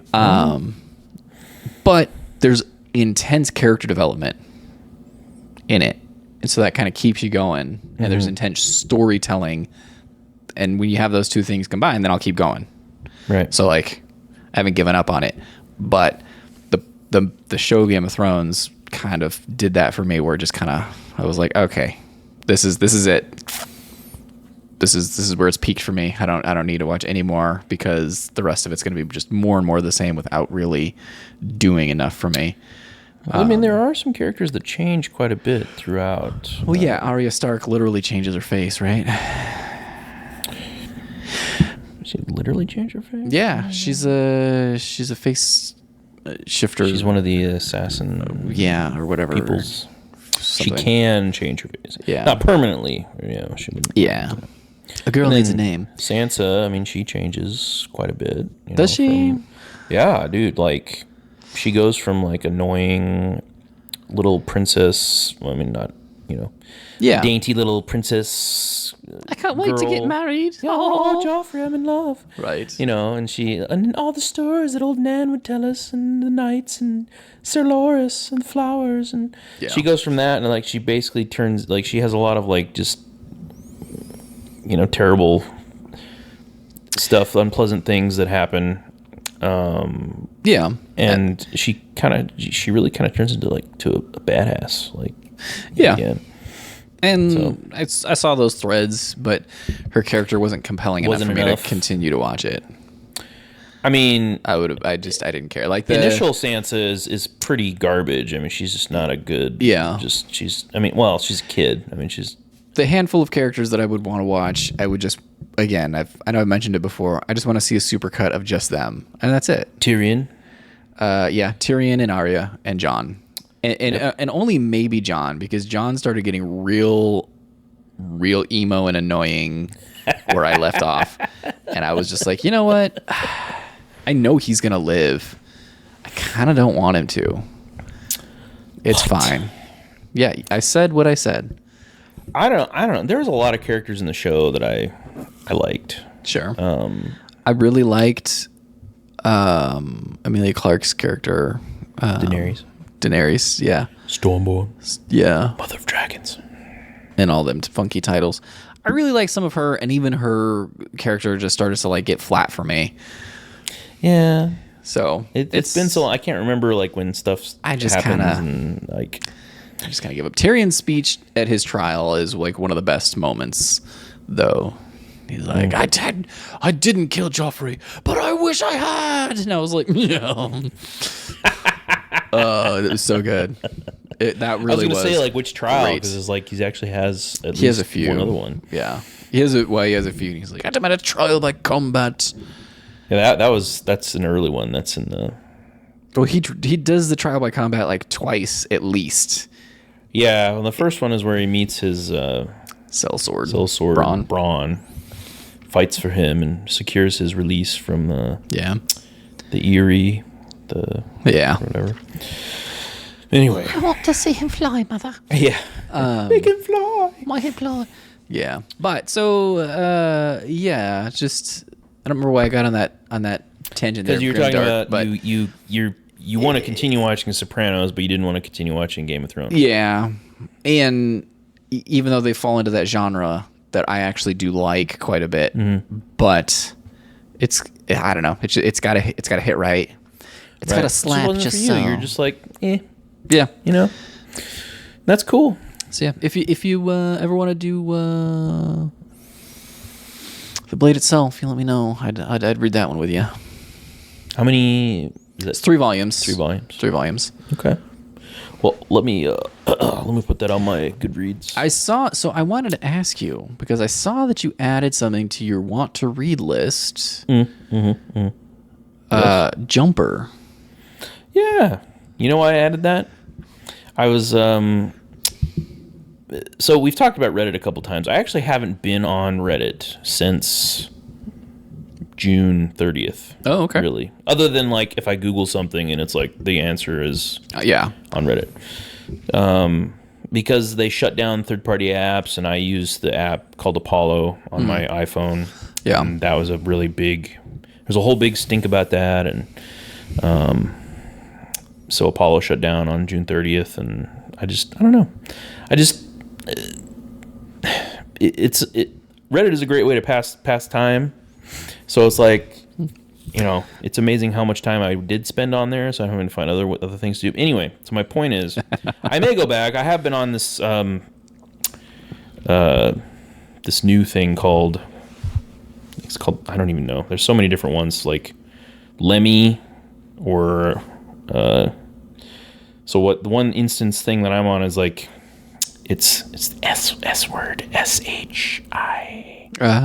But it's sh.it just.works. Ah. So it's like I don't get how it works. It's called like the federation or federated thing. It's like all these like different communities that are like all by themselves, but you can link them together and you can have accounts in all these different places like Cabin or Lemmy or this one. And Okay. so but somebody had made like a web app that pretty much looks just like that Apollo app that I had. And so it's kind of nice and familiar. So it's like, and some communities from Reddit are migrating to these new communities. Basically, they're leaving Reddit and they're starting up on these other places. So it's obviously it's a lot smaller, but it's kind of the same feel. Anyway, so getting back to Jumper. So like I haven't had Reddit to look at, so I'm like, okay, well I'll look at like, the Google app. So it on my phone it has like it'll throw you like articles to read. Yeah. And one of them was like that I got Jumper from. It was like I don't know if it was like bad sci-fi movies that you should still watch or something. Yeah. But anyway, so that's what I got that from. They're like, oh, it's based on the book Jumper by blah blah blah. Mm-hmm. So I'm like, you know what? I'm gonna put that on my list. I'm gonna read it. I haven't seen the movie, but I'm like, I want to read the book and watch the movie. So I've seen the movie. I've read the book. is that like a YA book or no? Yes. Not that matters. But It kind of looks like it because it starts out following a kid. Yeah, the cover kind of looks like it's almost like a pulpy like Yeah. like almost, a YA title. It's almost got like an adult. after school special type of kid on it. Yeah, that's it. Yeah. Man, I don't think I would really put it in that like YA category, but it's old enough that it might just be one of those things where the like YA is all current new stuff, right? And then sometimes it gets rotated out of YA. So it's one of those things where because it's old enough, they wouldn't bother putting it into YA. Like the Redwall books. Those should be YA, I think, but they're in the adult fantasy section and they're in like the kids section. Yeah, I was gonna say that. So when I went and got some of those books are gory, so like Lord Brocktree, it was, Yeah. I mean, all the Redwall books were in the kids section at Gear that I went to, the library I went to. But if you go to Barnes and Noble, they were mainly in the adult section. Only now there's like a new published editions that they're doing that are in the kids section. Interesting. Yeah.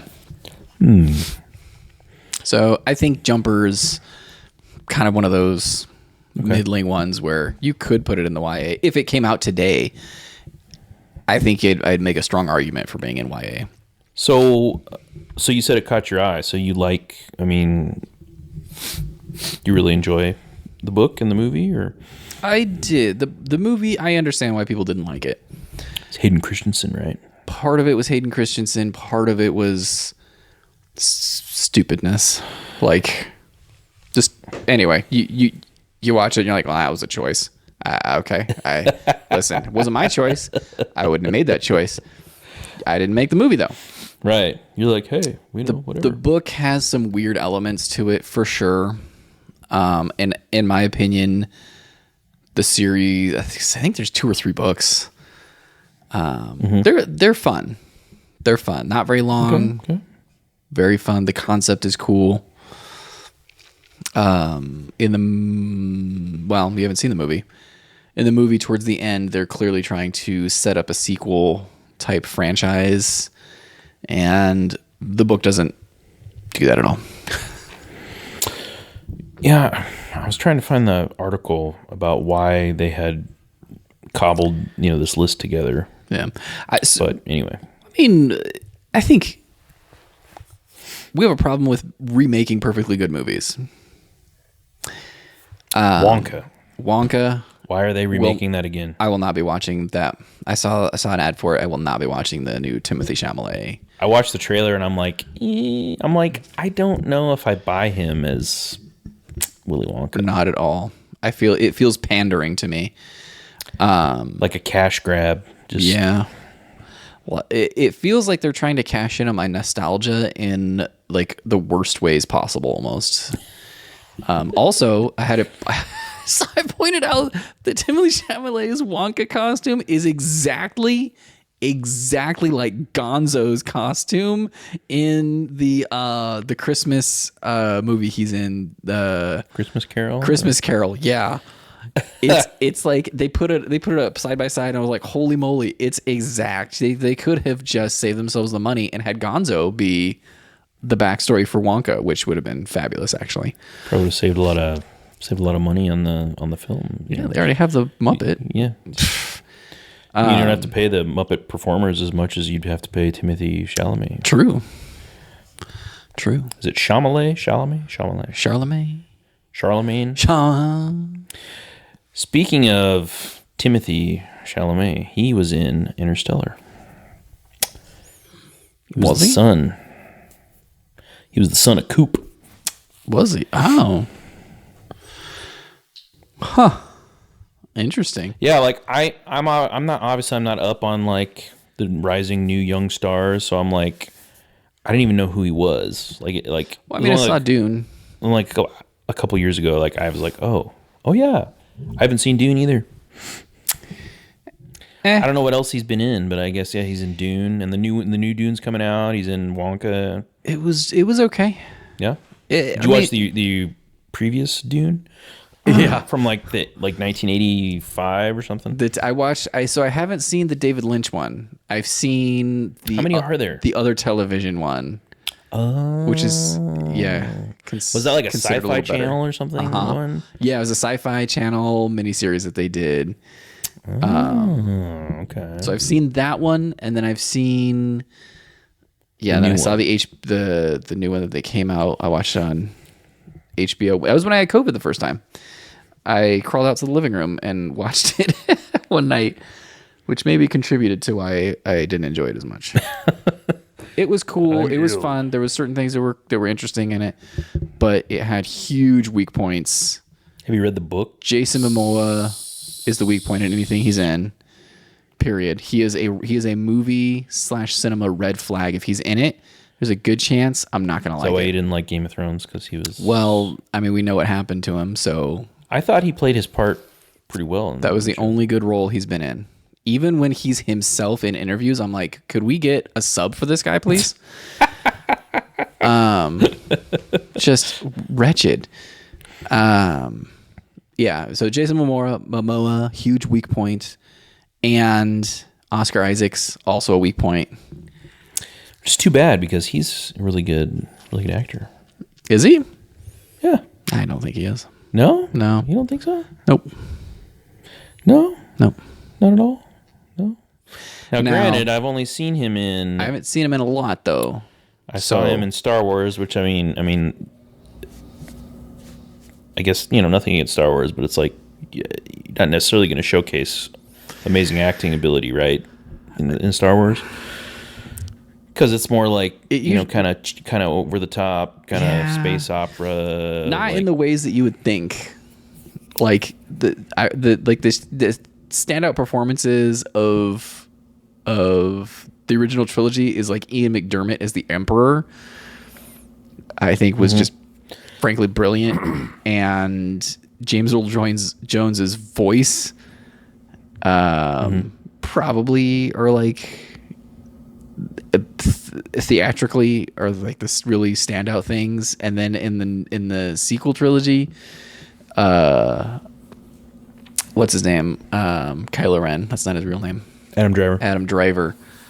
I actually thought he was like completely brilliant. He was really good. Yeah, for sure. I haven't seen anything else with him in it, and I'm kind of upset with myself for not, because I actually want to. Yeah, he's really good. He's just a really good actor. Yeah, seems like it. He's a really cool dude. I really like... Not that I've hung out with him or anything, but... Well, I mean, maybe we should see if my brother and Andy can hook us up, since he was a Marine. He was a Marine. I'm sorry. Since he is a Marine. He is a Marine. Yes, you're always a Marine. Unless you're dishonorably discharged. Yes. Yeah. Sorry, guys. Yeah, he is.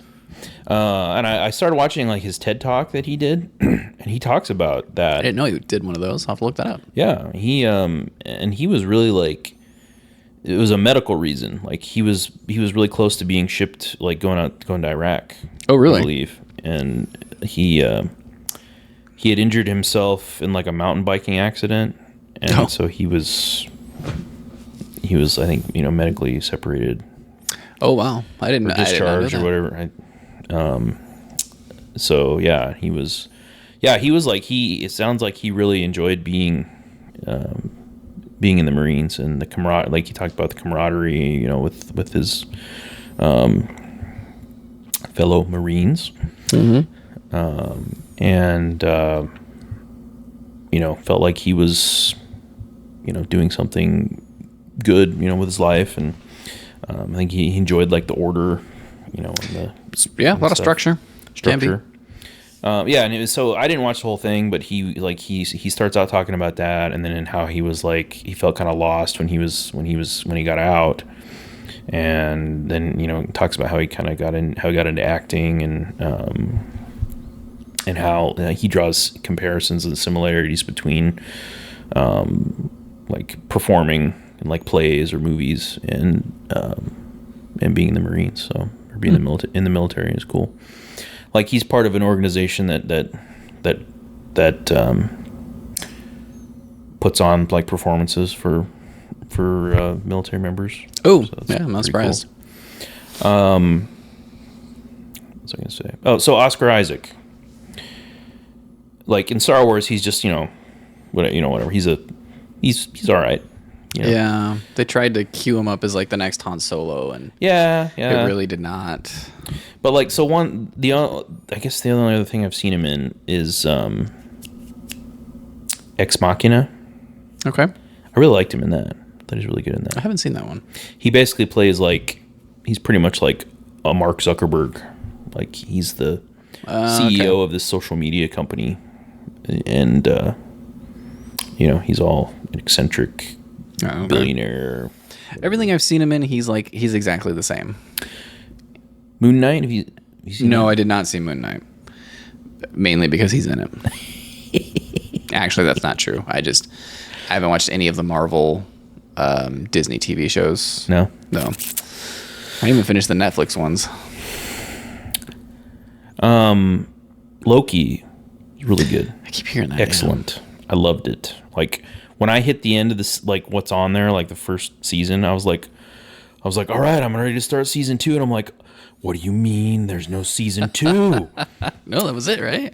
Yeah. So I'm like, I hit the end fully expecting to just continue. And then I was like, wait a minute. I'm like, what? Because I had waited a while before watching, because everyone like, Wanda had recommended it to me, like, hey, you should watch Loki. And I was like, and then I finally started watching. I was like, oh my God, this is amazing. Okay. Yeah, we've talked about it, but so last summer we did a summer of Marvel movies, and I still feel exhausted from it. Yeah, I kind of petered out on my Marvel watching too. I think I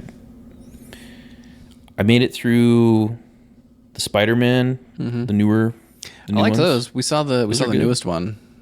Well, Across the Spider-Verse. I have not seen. That's right. You haven't the seen Spider-Verse, whatever. Oh man, multiverse ones. I've seen like the live action ones. You can watch those with your boy. Yeah, The animated ones. Yeah. yeah. Well, he said he wanted to see some of them, and then we're like, so you want to go see this? He's like, no. Like, He's fine. so funny. But anyway, Yeah. did you guys finish all the Marvel movies? We got through like Shang-Chi. So I haven't even seen Ant-Man 3, which I actually wanted to see because I like the Ant-Man movies.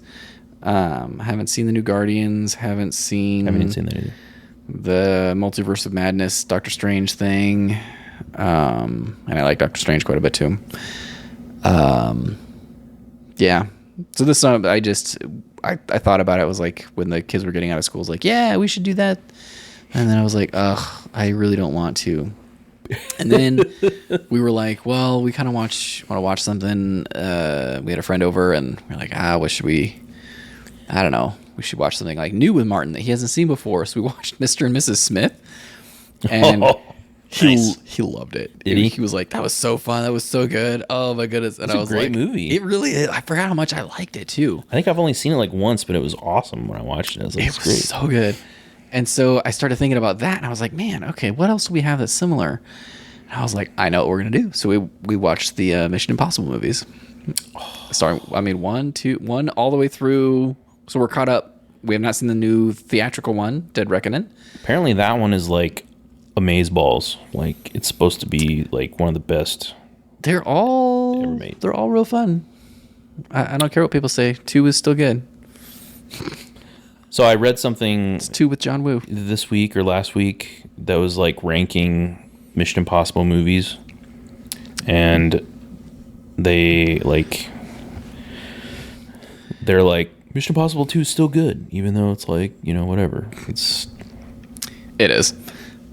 I like it. It's been a long time since I've seen it. Is that the one where they well, It's a lot of doves and like flip kicks, motorcycles and motorcycles. Weird. It's very. I mean, it's a John Woo. Tom has really long hair in He that does. movie, right? It's a John Woo movie, and you can tell. And Is that the one? Is there a lot of like fake faces that get Yeah. peeled off? And there are. There's a good number of fake faces in that one. like, oh my god, it's this person. No, it's not. Nope. But secretly, after he peels off one face, there's another one. There's another and face another one. underneath. Yeah.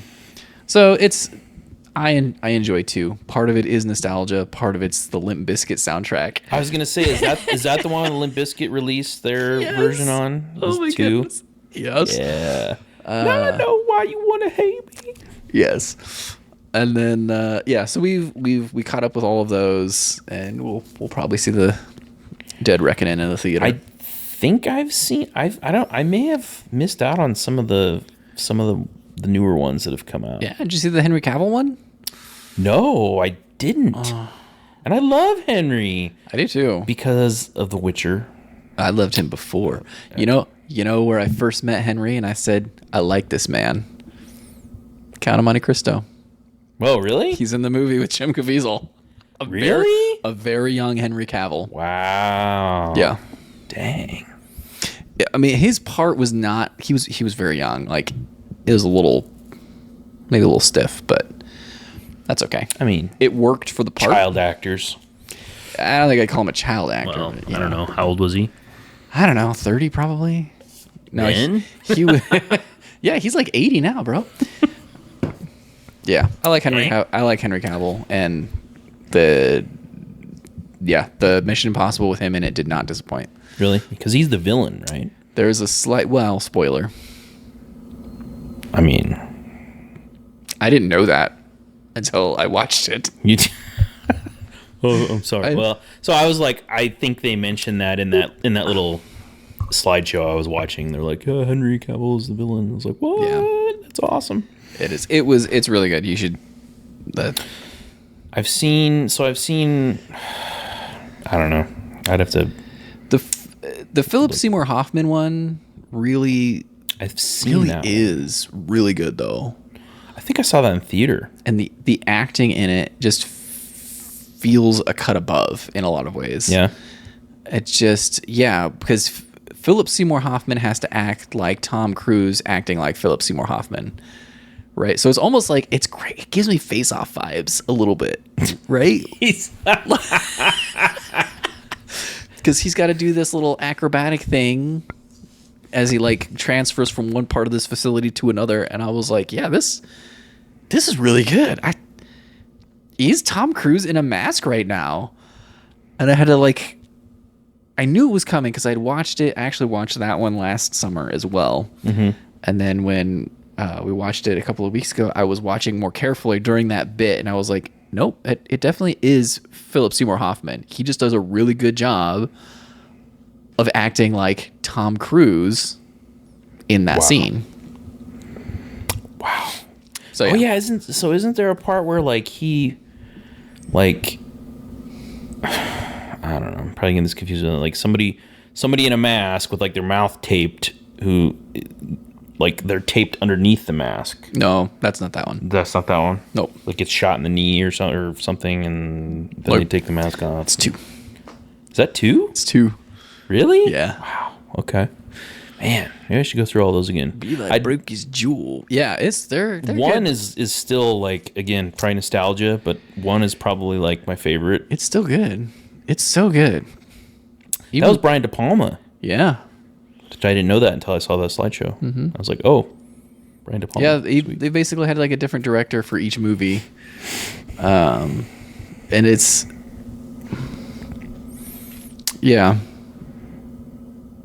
there's still continuity through all the movies despite how different one feels from two and how two feels from three and how different one feels from three. I don't even remember what 3 was. Is that? 3 is Philip Seymour Hoffman. Oh, okay. Is that the one with like the brain Yes. bomb thing? Yeah, they shoot a little thing up your nose. And that has Like it that has detonated. Kerry Russell in it. Spoilers. She's on like she's an agent that they like try to exfil like on they're on the chopper and like we gotta stop before the bomb goes, and then it's just like Yeah. and her eye goes all funky and she's dead. Yep. Okay, so that's Phil Seymour Hoffman. Okay. Yeah. So how many are there? 6 of them? Is that how many there are? Yes. So I've seen 7. Soon to be 7. 1, 2, 3. I've seen at least I think 2 like Simon Pegg Yeah. ones. So let's see here. So 4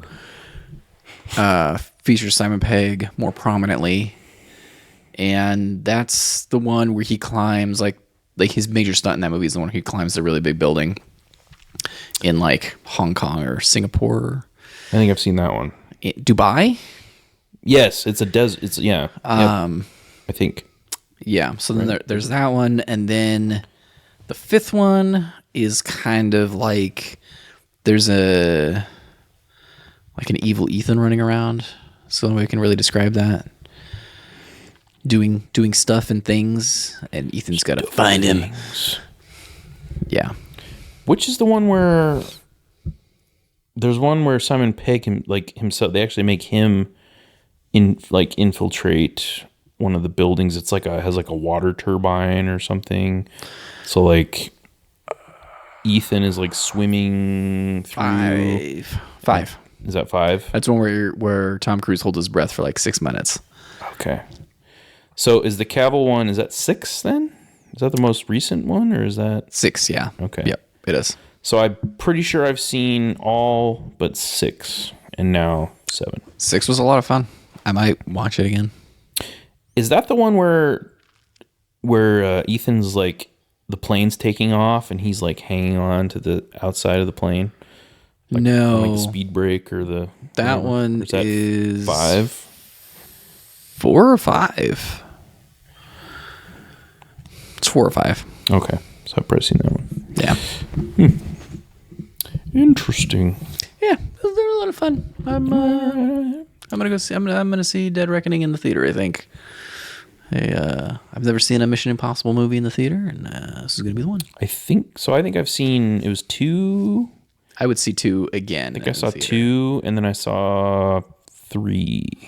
You know what? I think I just kind of like weird movies sometimes, where like the weirdness is a stylized choice. So like Mission Impossible 2, but also Face Off, very weird movie. Love it. Yeah, no, and I saw something again on Reddit. They were talking about how like we're probably not going to get movies like Face Off and Con. They're talking about like Nicolas Cage, I think. Face Off, Con Air. They're corny, but they're still, and they're over the top, but the actors are just, they mention a lot like chewing the scenery, like these actors are just like, they're in it and they're like all in and they're going for it like 110%. Yeah. I just saw a thing, I can't remember who it is now. And they were talking about a guy in a recent movie and they're like, oh, he just chews every scene that he's in and it's great. And yeah, they were saying the same thing. You just don't get that a lot anymore. I think we will, actually. I think we'll have another resurgence in it. I think Hope so. we kind of had a string of movies for a while that were the characters were more grounded if the plot was not, and then we had that phase of people who really just went over the top, and then somehow went over it a little bit more. Yeah, like Because Nick Cage in Face Off starts over the top, oh yeah, and then they go another this cut guy above. is insane. It's so and crazy. It's yeah. so good. 90s action, like big budget action, just Yeah. it's great. Broken Arrow is another one so that's not Nick Cage, but that's John Travolta and Christian Slater. Oh, cool. If you haven't seen it, that was actually one of my kind of favorite movies when I was a kid. Yeah? As well. So they're stealth bomber pilots, like B-2, the Okay. flying wing Yeah. pilots, and they like on a training mission, they the whole premise is Broken Arrow is like if a nuclear weapon is like missing, and so they like lose one or have an accident. Oops. But really, I mean, spoilers, but really John Travolta is a bad guy and he's trying to steal it. So they have Broken Arrow. It's like they don't have like positive control. They don't have it's not secure. They lost it. So then it's all like Christian Slater. So I don't know who directed that. I think it has some woo vibes to it, but there's some really like sweet, over the top action fight scenes with Christian Slater and John Travolta. Howie Long is also in it, who was former football player. He plays like one of the goon security guard types. The Brute Squad. It has a 6.1 rate. It is a John Woo movie. Is it? It's directed Okay. by John Woo. It's a 6.1 on IMDb. I great. think some people try to really like chew the scene, and I think the people who try to do it just don't do it very well. And I'm thinking of like Will Ferrell. I think that's my issue with him, is he really just gobbles up every scene he's in, and not in a good way. With few exceptions, right? And if it's in small doses, it's usually fine. Zoolander, he's real over the top, and it's part of the character, and it works really well. The other guys works reasonably well. He actually is toned down in that movie, and that's part of what makes it work. Or like He's taking a little bit of a different approach than what you're used to with him. and it works real well. And then Rebel Wilson. So we just watched the Pitch Perfect movies. The Pitch Black Perfect movies. No, that'd be what a great combo that would be. Vin Diesel's all like, "Oh, we're gonna get rid of these aliens. We're gonna sing. We're gonna sing about him. I got a group. They're called the Bellas." Yeah. Yeah, man. So yeah, Rebel Wilson tries to chew every scene that she's in, and it gets real annoying real fast. Yeah, it's just kind of that like that Farrell's era of like SNL, like just kind of that, I don't know what you call it, like just Caricature. manic, like just and I get what you're saying about chewing the scenery, just taking it, continuing on, like just taking whatever bit you're doing and just keep going with it a little too long. Sometimes it's funny. Yeah. Sometimes it's not. Well, some actors, the training that they've had, they recognize the difference between going for it to enhance what's going on and still being like respectful of the film time and not wasting film. Yeah, I don't think we can talk about it here though. There's an interesting story about The Departed that is told about Jack Nicholson's character and his concept of that. And he was like supposed to be this like psychopath guy, crime boss, psychopath. He's crazy. Right. So there's a scene and he like, does a certain thing. And then he does it exactly like as is written. And he goes, I want to do something. Here's what we're going to do. And he tells them. And so they do the scene and it keeps getting worse and worse and worse. And he was like, yeah. But he did it in such a way that it didn't like waste everybody's time. Mm-hmm. It had a purpose. And he was like, and they scaled it back to this point here, but he gave them, because he asked for it to be done in a certain way. Mm-hmm. It wasn't just like everybody's caught off guard and they're like, well, I guess we'll just keep rolling. Yeah. It was intentional. And so he gave them cut points so that if at any time it went too far for what they wanted, they could just trim that out without having to do like reshoots or rewrites or anything like that. Oh, okay. So it was like kind of a big difference between that and like what the modern just like people are doing, which is just basically like, I'm just going to keep going. Yeah. Interesting. Exactly. Interesting. Did not know that. Speaking of chewing the scenery, and we've been going for a while, so we probably should wrap it up eventually. But I watched Glenn Ross. Did you? I was just gonna say Alec Baldwin is a guy, Yeah, who can do it, and I'm never like upset about it though.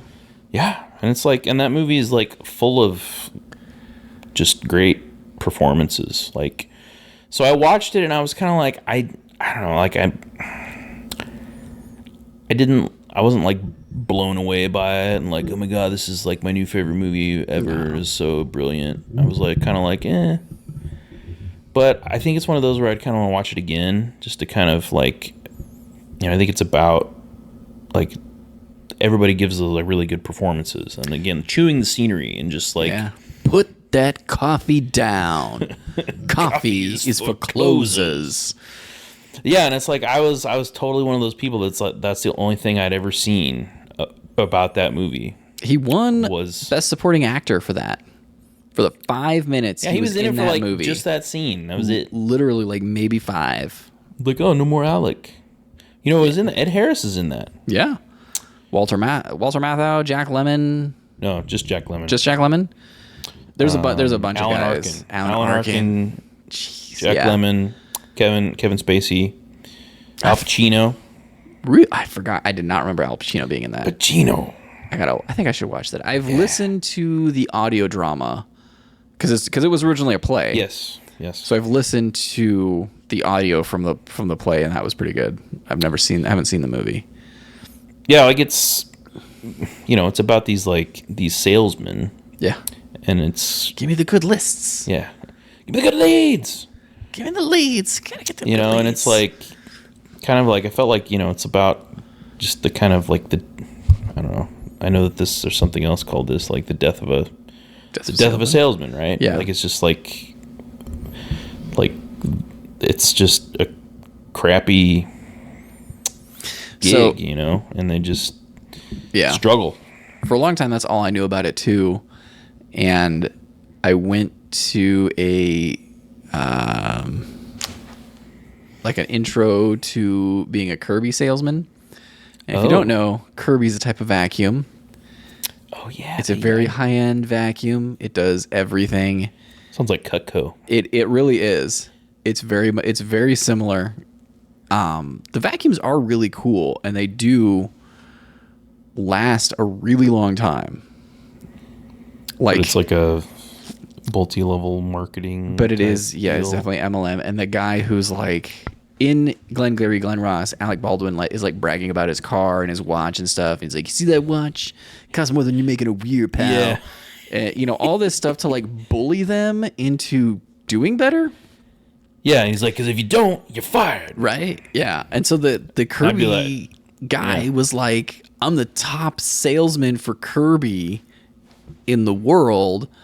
I'm so high up that like the owners invite me to Vegas on weekend parties with them, and we drink $1,200 shots, and he's like talking about all this stuff, and I was just like, I don't think I want any of this. You're kind of doing the opposite right now. I don't want to be the low man on your totem pole. Yeah, like I don't. That's just a tactic that they use. They always bring in like their high sellers. I did Cutco for like 2 weeks or a month. I don't know. It was terrible. It's a shameful black mark on my career. But yeah, they do the same thing. They're like, oh yeah, this person here, they broke records and blah blah blah and yada, and you're just like, whatever. And it's all to get us to sell more. I left at lunch. Yeah. Like we weren't getting paid for being there. Well, yeah. And I was like, I'm out.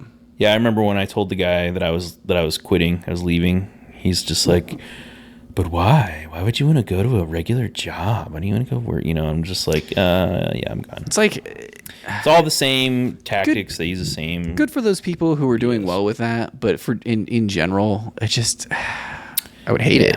Yeah, yeah. I don't like. I felt in that Glengarry and Glen Ross, you feel really bad for the guys because it's like, man, they're all struggling, so they bring in this heavy hitter, this big superstar salesperson, to bully them into being better. Which it's almost like they just want them to quit because they're just like, right, we're only going to keep the top two, and then everyone else is out. Everyone else is fired. Oh yeah, I used to be a salesman. It's a tough racket. Yeah, you want to go home and play with your kids, right? Oh, it's just like, wow. Yeah, it's crazy. Have you seen the SNL thing where Alec Baldwin is the elf? Like, yeah, Sam's workshop. Oh, it's so good. Man, it is. I think he like slips up. He messes up during it, yeah. And he actually goes back to the actual original, right? Yeah. Yeah. What a classic. Oh, man. Yeah, so there's another guy, like another big guy. He's like a knight, or he's like Sir Jonathan. He was the father of The Bride? No. Father of what's her name in Pirates of the Caribbean? Keira Knightley? Yes. Is there another woman in Pirates of the Caribbean that's named? That's what the witch lady. Yeah. But anyway, so he's like the mark, or he's the guy, not a mark, but he's the guy that Al Pacino's trying to see, that he gets to buy some property. Oh yeah, because they're selling property, right? Yeah, and it's like garbage property, and like every time, like all of them are just like complete BSers, liars. Like they're on the phone in this crappy office, but they make it sound like they're in like this awesome, like they're like, oh, like, yeah, I'm just getting ready to go to the airport, and he's like, Marjorie, get me 2 first-class tickets and my passport and $10,000 cash. But he's just sitting at this crappy desk. He's just making it all up to make himself sound better. Yeah. Yeah. What a great. Yeah. What a great thing. Alan Arkin, Ed Harris, Kevin Spacey, Jack Lemmon. And like Jonathan Pryce? That's it. Price. Jonathan Price. Yeah. Lemon is just amazing. Yes. That. He is. And I got like, this struck me as really weird. Like I got like Bryan Cranston vibes from him. Like just in some of the, like looking at his face and the way that he acts and like the way he says stuff. I'm like, I wouldn't be surprised like if Cranston like was kind of inspired a little bit like in his style from Lemon. Like I looked it up. Like I was like, I'm like, has anybody else noticed this? And somebody else drew that comparison. They're like in Glengarry Glen Ross between Lemon and the way and Bryan Cranston in general. Might have to go. I might have to watch that. It was good. It was it's on Hulu that I watched it. Nice. So yeah, it was good. I want to watch it again. Like I said, I like when I first watched it, I was like, okay. I mean, but I think I think I want to watch it again because it's just full of great performances. A lot of nuance. Yeah. A lot of nuance. and it's like it's all like rapid fire. Like there's just like lots and lots of dialogue. It's like Who wrote that? Was that Sorkin? Do you know? no, He tends to write really tight rapid fire stuff. no, but it's a guy that is known for like his own style. David Mamet. Yes, Screws that is right. Always be closing. Coffee. Oh yeah, that guy. I recognize him. Mamet. Yeah, like and Pacino is just his character is just He's just great. really Like good. everything he's in. just great.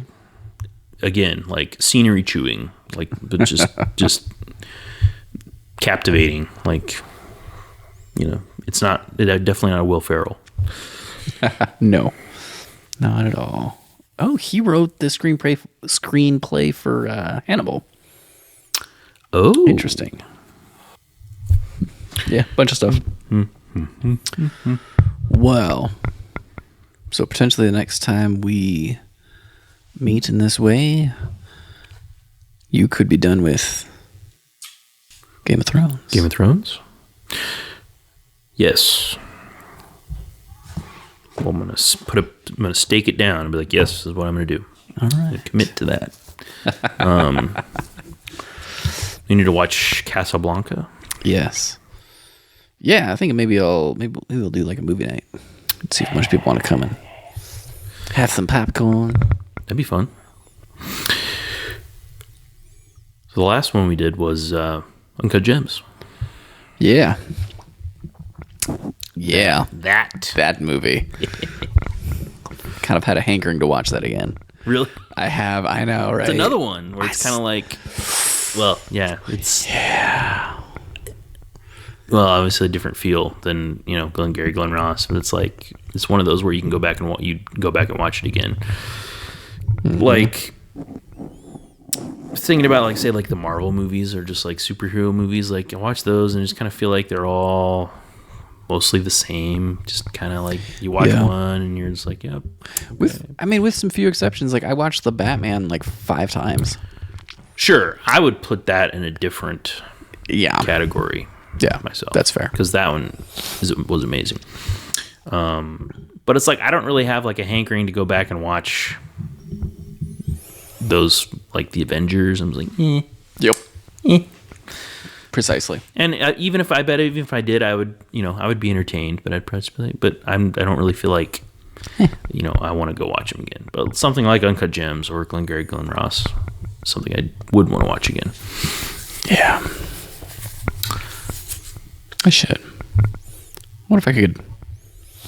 We'll see. Maybe as we slip into fall, I'll get the projector out in the backyard. Oh, Something like that. there's an idea. I think it'd be fun. Cool. Well, I suppose we should probably wrap it up. How long have we been recording for now? it's been 6 hours. The magic of editing. It's been 6 hours. It's been 6 hours. Yeah, it's been 1 week since you talked to me. Yeah. All right. So I've got my homework. Yeah, and You I'll continue on your kind of Monte Cristo I will. and other books you're reading. Yeah. Real quick, you said you're reading 6 other books. Yeah. Why don't we just end with we'll close it out on this. So what are the books you're reading? Okay, so I mean, we are. My office is reading one at work called One Day at a Time, 60-day challenge to see, serve, and celebrate people around you. Okay. Kind of Monte Cristo, as we've spoken about. I'm reading Tales from the Cafe, which is the sequel to Before the Coffee Gets Cold. Originally written in Japanese, translated into English. It's about a cafe where if you sit in a certain spot, you can go back in time. Oh. The rule is that you have to I saw your updates on that. get back before the coffee gets cold. Are you trapped if you don't? There's actually a whole list of rules, but it's really light and fun. I don't know. It was casual reading that still kind of made you think a little bit. Okay. It was very good. I liked it. I wanted to read the first book for a really long time, and then I finally just did it, and I liked it so much that I bought the next 2. So I'm on book 2, and then I have book 3 ready to go, and then book 4 is supposed to come out like sometime in the next year. I'm reading a book called Yahweh's Fugitive. It's biblical fiction about the story of David. In the books, he's called David, which is the traditional way to say David. And so there's a lot of cool historically accurate cultural layers put in here into the biblical story of David. So that's been fun. I've been working on that for too long. And then I took a break from The Once and Future King, which is like kind of one of the original Arthurian tales. The first third of the book is what the Disney movie The Sword and the Stone is based on. Okay. And then it changed. It like does like a weird shift after that, and I think I prefer the first third. I don't really. Yeah. So I'm taking quite a break from that one, and then technically on my Goodreads as my active on my active reading list is Queen Margot, also by Dumas. But I had to take a break from that one because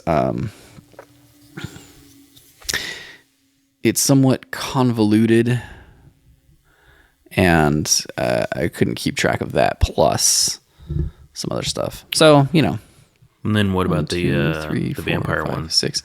Right, which I just printed. I haven't even put that into my Goodreads. I did start it tonight, though. But that's only 32 pages that are not very big, so I will probably have that done pretty quick. Still counts. Still counts. Oh, yeah. Plus my audiobooks that I'm listening to. Currently re-listening to the Dresden Files.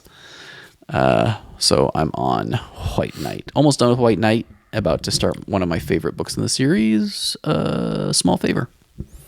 Right on. Well, this was a good discussion we had about many things, as we always do. Yeah.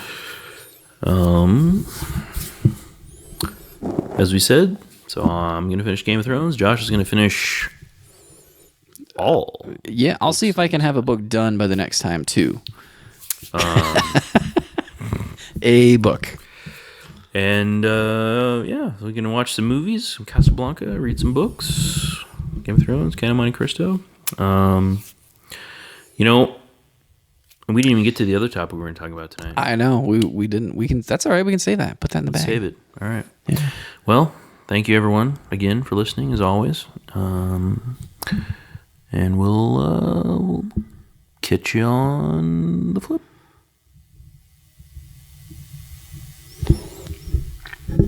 Side. you know what I was thinking right there? Is that the Star Wars rap from albinoblacksheep.com back in the day? It's not the east or the west side. No, it is not. And then I was thinking, it's the flip side. It's the flip side. I'm always really bad at ending. Okay. Bye. See ya. In that case, maybe you should write a series like George R.R. Martin. He's really bad at endings too. You know who else is really bad at endings? Stephen King. Is he? He's criticized for his endings. A lot of times are kind of weak in his books. Well, Like the whole book is like awesome, and then the ending is just like he's like, I don't know what to do, so I'm just gonna. and then they all died. Yep, they're all dead. Thank you so much for listening. You can find The Open Eclectic on Twitter, Facebook, Instagram, and MySpace. Want us to ramble on about something specific or have a comment on what you just heard? Send us an email at theopeneclectic@gmail.com. We now have a Ko-Fi if you feel like supporting the show. That's ko-fi.com/theopeneclectic. Or support the show by leaving us a review. Thanks. We hope you'll join us again next time on The Open Eclectic.